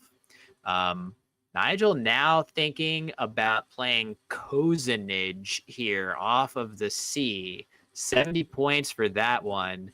Renegado is also available down low. So it'd be very surprising for Nigel to open the E in the triple lane. And there, as if on cue, Wei Bin, he rearranges his tiles. Yeah. I mean, the idea behind Cozenage would probably be after you play that, you just have two huge spots open, and you just hope that you draw good enough tiles to land a huge score next turn. But Renegado is a lot more controlled. I think that's probably what Nigel wants in this scenario, where after he bingos, he's going to be pretty close on score, slightly ahead, right? But not too far ahead. So he doesn't want it to go all crazy at this juncture. He just wants it to be pretty controlled. Totally agree. That makes a lot of sense. Flinging the board open with that E in the triple lane, you do lose a lot of control, especially if your opponent makes another volatile opening somewhere and you can't close both of them. So the board after this play, as you suggest, much more controlled. Nigel drawing a blank again. I think that might be the 6th out of 6 in our 3 games this morning. So tough for Eric, but in Eric's favor is the fact that Nigel has drawn VVW along with that blank. So it is going to take a little time for Nigel to unwind that clunk off the rack. I'm sure he's going to be looking to shed those V's first with something like Vive or Viva. But for Eric, his priority has to be using the X and keeping what actually is a solid nucleus of bingo tiles left over for next turn, and maybe he can hit something big for Nigel here. Yeah, I mean, the question to me is, do you play something like maybe Docs, or do you play something like Cox, like COX? I mean, you have the H. The H actually goes pretty nicely with the C. So, and there's also Ox on the left of Tinders, which is also a pretty good option. So, do you think that the C is really worth? It goes so well with your H that you want to keep that line open. It's something that I would think about in this scenario. Yeah. Yeah, for sure. And then another option with to lump in there would be something like Index as well, which scores a little bit better at a bit more of a cost to your leave. It is worth noting, if I'm Eric, I'm going to probably try to look into this unseen pool, and you can see very few E's left. I would probably want to prioritize keeping an E if at all possible, because your odds of getting another one from the bag, not great. So hanging on to it for dear life. The E, such a good bingo tile. So many inflections contain it. So many words contain it. Wouldn't want to spend it unless you really had a great need to do so.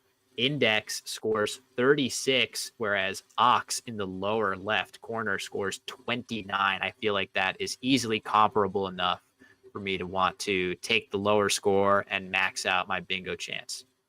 Yeah, I think this.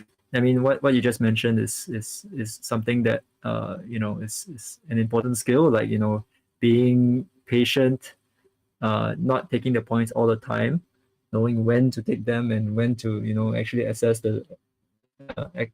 what is left in the bag, and try to strategize from that point of view. I think that's something which is quite important. And I think Eric has made the right choice of playing OX, and I think keeping the C open for his age, I think that's a good choice as well. Yeah, totally agree.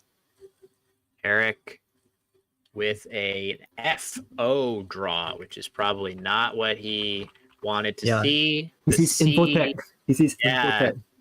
Right. He sees it, but there's no point because it doesn't fit on the board. That's kind of sad to draw a bingo that potentially could play through a C, but he needs that C to be earlier in the word. So yes, he's correct that there is an 8-letter word with a C, but it is pointless as Nigel dumps both V's here. And if he draws something good, some vowels, no vowels for him. Twinkles would almost play for him, but it looks like maybe Eric is going to escape one more turn with Nigel not having a bingo, unless I'm missing something.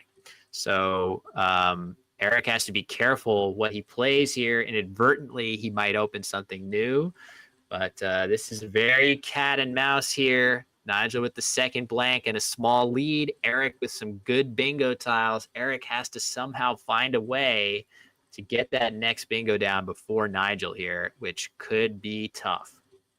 Yeah, he has to be patient, I think. I mean, I think the thing that people often, make a mistake in this kind of situations is they start to think that there's only one way I can do it. There's only one way I can win, and then they put all their invest too much. Number one, it could be like too much time trying to find a good play, or just one strategy. But actually, there could be a lot of ways to win in such a to get an advantage in such a scenario. So I think like one example is like if you just fixate on playing short, right, and just fishing tiles turn by turn and trying to get a bingo, you may actually miss other very high scoring plays that net you a good number of points, and you may actually lose out over the long term because you keep fishing. Yeah, but I think FOH is it's a pretty standard balancing play. It doesn't give away too much as well. So I think this is something that I can get behind. Yeah, for sure. This is a solid play. Eric getting rid of his 2 4-point tiles, leaving a very solid 4-tile bingo leave behind him. He just needs to draw anything balanced at all. And there we go. Unities now on his rack. He should be able to at least play Cutinize off of the C. That's a little bit scary, given that Nigel has the blank. We could definitely see if Nigel, he's not going to bingo right now, but we could easily see a very scary sequence happen where Nigel dumps some of his high point tiles. Eric doesn't have a good place to play unities. He may play Cutinize, I should say, and that would potentially result in a triple for Nigel. That is how things could easily play out from here. So it's a little scary. Let's see. Yeah. I think it's more likely that Nigel blocks it. Oh my God. Does that leave Eric homeless with this? That would be insane if that's true. And that is devastating. So the bingo would have played through that C. And if I'm Eric, I am not expecting that at all from Nigel. I am not expecting walk there. I'm expecting any number of plays down here. You can score pretty well, maybe play through OD to the triple, anything but that is what I'm expecting. So a tough break, and the clocks once again, Weibin, starting to rear up. Yeah. Do you think Nigel's gonna extend walk? At some point. If there is an extension, that's good to do. He's going to see it. You can see now with his S, he has Stygian and walks set up as a follow-up, and that is going to be really tough for Eric to overcome. He really needed that bingo to go down right now. And, yeah, he's going to play at the bottom. He's going to play at the bottom, like Stygian at the bottom. The Y is on the triple. Oh, yeah. Oh, my God. Yeah. Stygian here looks fantastic. You're so right. That scores way better. It doesn't even offer anything back. Great point. Sorry, I missed that. That is very solid for Nigel. It's going to score a ton in that spot. So Eric hanging in there for now. Look at the score, 250 to 246. Yeah, he's thinking of playing one tile, right? Just the I, right? There's no place for the U and I to go, right? So he's just playing. Where would he play it? Just here? Yeah, he's just gonna play just the I don't think this changes much from Nigel's perspective. I think he's just gonna say, all right, well, good for you. You're about to bingo, but I'm about to bingo for 92 points here. And Eric does have bingos to come back with now.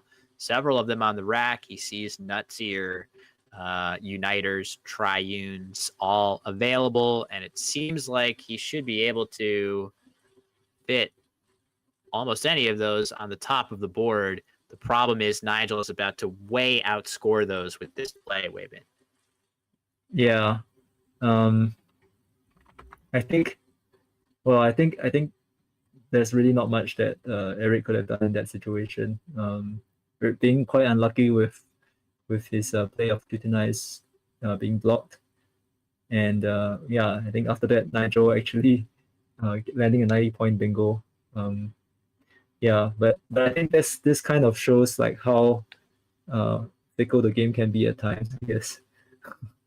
Yeah, I mean he had such a good bingo, such a good rack, such a good chance to get a lead in this game, and now he's just trying to play catch up. It does draw the Q, could slow him down depending on what's available on the board. I do have some concern of Eric maybe feeling inspired to put an S on here. This is an adjective. You can't do that. If he were to try that right now, that would be basically instant game over to take a 0 on this turn instead of what we probably think should be neuritis through the I of Stygian. This seems reasonable. I don't think it's great. If I'm Eric after this, I'm very worried that the space is kind of rapidly sort of drying up. A sufficiently defensive play in this spot would leave very, very little space left on the board for future bingos. So you could see a very rough situation arise there. But either way, Eric sees some bingos. He just has to either play Triunes, Nutsier, or Neuritis through the Eye of Stygian, and he is going to need some serious help from the bag and from Nigel not blocking sufficiently well. Do you ever think that will happen? Hey, strange things happen in Scrabble all the time. I admit it's not something I would want to bet a lot of money on. Yeah, so Triune's going on the board now. Well, I think it is a play that's worth considering because it also, I mean, I guess the question is, what do you want to play? What can you play in this scenario that keeps the most number of lines open? Well, for me, it's probably still Neuritis, I think, but Triunes also has a few, things going on for it, I guess. Yeah, I guess the immediate thing about it is that the A and N in particular are still technically open for eights. I guess you could lump the I in as well with a sufficiently good draw, but not really. The other thing is that a play moving across from the S would score well and open the board, which so it's hard for, if I'm Nigel, it's hard for me to make a move across the board with the S, because I would be very concerned about opening bingo lanes back to Eric that were not available previously. But I do feel like if I'm Nigel, I don't have to worry that much about just playing something here. It feels like there's just no way that Eric is going to bingo after a play like that, right? Like it's going to be very difficult to overlap it here. Look at all the R's. If I'm Nigel, I'm seeing all those R's. Could be tough. So basically, if I'm Nigel and I play something here, my main concern is drawing some help for that Q. The QJ combination is going to be unwieldy heading into this pre-end game. Yeah, and you can see Nigel setting up the J right there with his play of Mu. Oh, beautiful. That's just so good. Normally you would play Mo 10 times out of 10, but he's played Mu so that he keeps JO. That is fantastic on his part. Classic. Oh my God. Even in these little nuances, Wei Bin, he just finds them every time. Yeah. So he just, the thing is that, this is a he's not like even that far ahead, right? But I think like the amount of maximization that he's doing and optimization, really, is quite mind blowing, I think, from my point of view. Yeah. Yeah. Another thing that I guess is a little bit worrisome is he now has a great way to shed his Q in Trank right here. I guess if I'm Nigel, you have to look very hard at, am I possibly going to give something back with this play? No S's left, so you don't have to worry about that. But Nigel being Nigel, he's probably going to sort of quickly, there he is, looking at his tracking and figuring out, if I play Trank right now to get rid of my Q, what am I going to lose to? That's maybe through that N, right? If you look at Trank on the board, it's going to put an N right here. I'd have to look through that. I'd have to look at this R and make sure that I'm not giving up any bingos here. The reason being, there's only 3 tiles in the bag and Trank uses 4. So you'd be emptying the bag and instantly losing to a bingo here if you're Nigel. But it feels kind of where I'm sitting, I'm looking at the unseen tiles. I'm not Nigel. I feel like you're going to win a lot of the time. Yeah, I think probably your opponent would need a bingo, and I would probably focus on whether my opponent has a possible bingo, which I think is, I don't see any from my point of view, but yeah, I mean, this is a different lexicon for me. Verifying the tiles in the bag. He's counting. He feels 3 in the bag, and he knows that Trank is going to empty. In certain cases, emptying the bag, even as dangerous as it feels, knowing you're going to lose to a bingo out, sometimes emptying the bag is correct, Wei Bin, because you deny your opponent a chance to fish a second time for a bingo that they didn't previously have. So there are situations where it's actually good to empty the bag. In this case, I'm not even sure how Eric would manifest another bingo possibility on his rack. So I think either way, Nigel is in very good shape again. But yeah, it looks like he's verified to his satisfaction here. And I feel like this kind of makes sense. I think other human beings could probably come to that realization as well. Yeah. Do you actually see any possible losses for him if he plays Trank? Not yet. I mean, I'm just using my intuition, looking at the N and R. It just feels like next to impossible that there would be something. But I could easily be proven wrong, of course. Yeah. I don't see any 8s. So might have been some, I don't know, some kind of overlap beside triunes, but yeah, quite unlikely as well. Wow. So it turns out no bingo for Eric, and maybe there was never a possibility of one.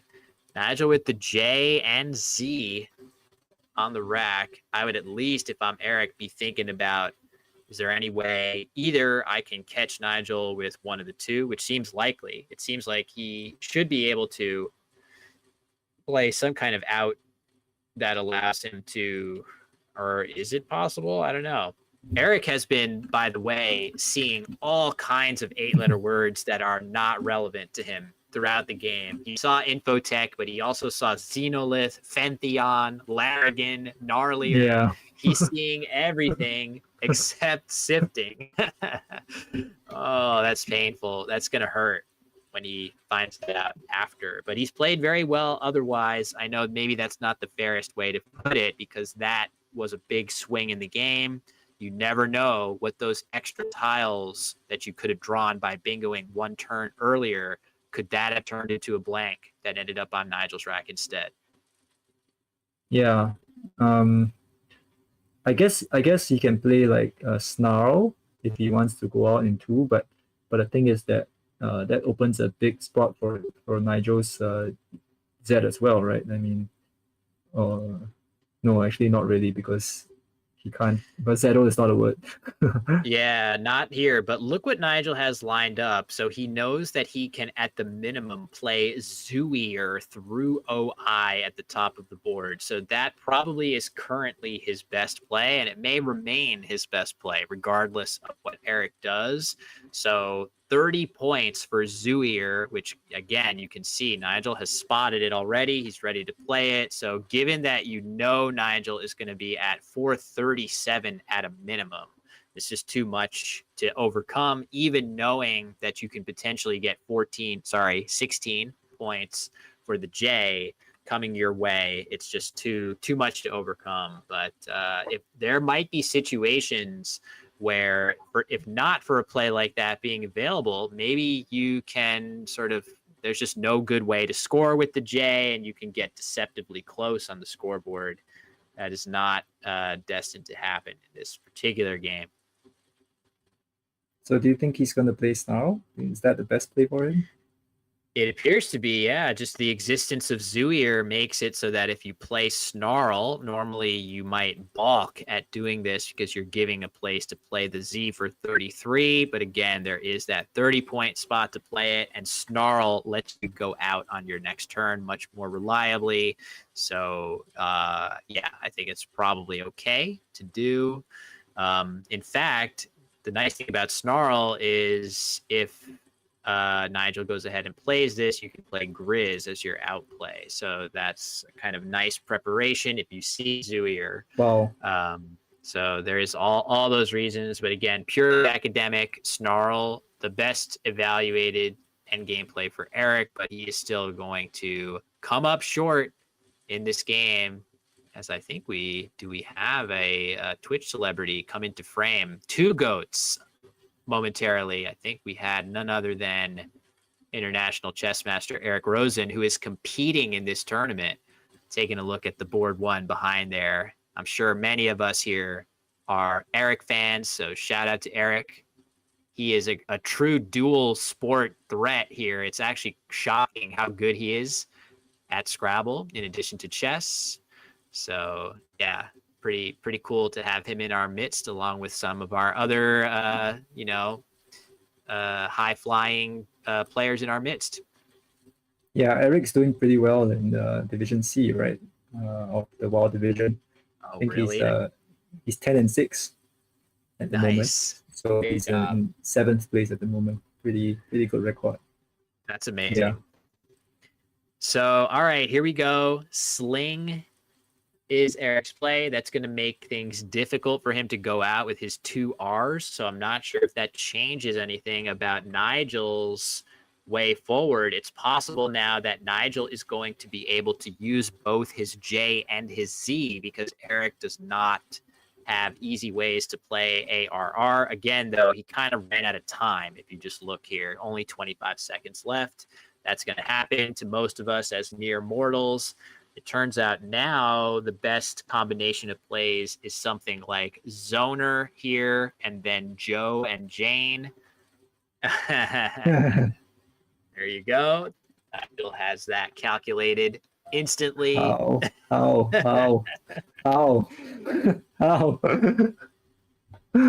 It's pretty crazy to see that in real time, Weibin. It never gets old, really.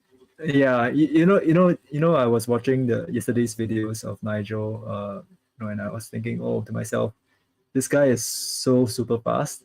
And then I realized that, oh yeah, I'm watching this video in 1.5 times speed, and maybe that's why. Then today I'm looking at this and I'm like, no, he's just that fast. He's just just finding the best play in 10 seconds and playing it. The best end game. Yeah, sorry, I failed to update the Zoner score. It's up now. Should be up momentarily. There you go. After all the plays by both players there, final score here is Eric 383, Nigel 471, and Nigel moves up to 17-0. Absolutely incredible stuff that we're seeing here, Weibin. There are very, very good players all across this field. It's just pretty amazing to think that this is what happens when the GOAT, I feel like he's drawn all 6 blanks this morning. He's drawn well, but at the slightest faltering of his opponent, he is just seizing command of every game.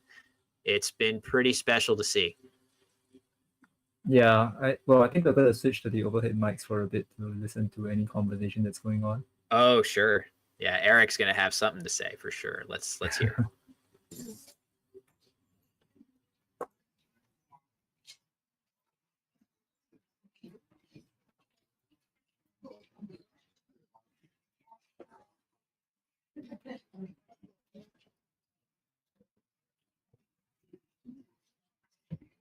We have Eric. This does not taste the edge, right?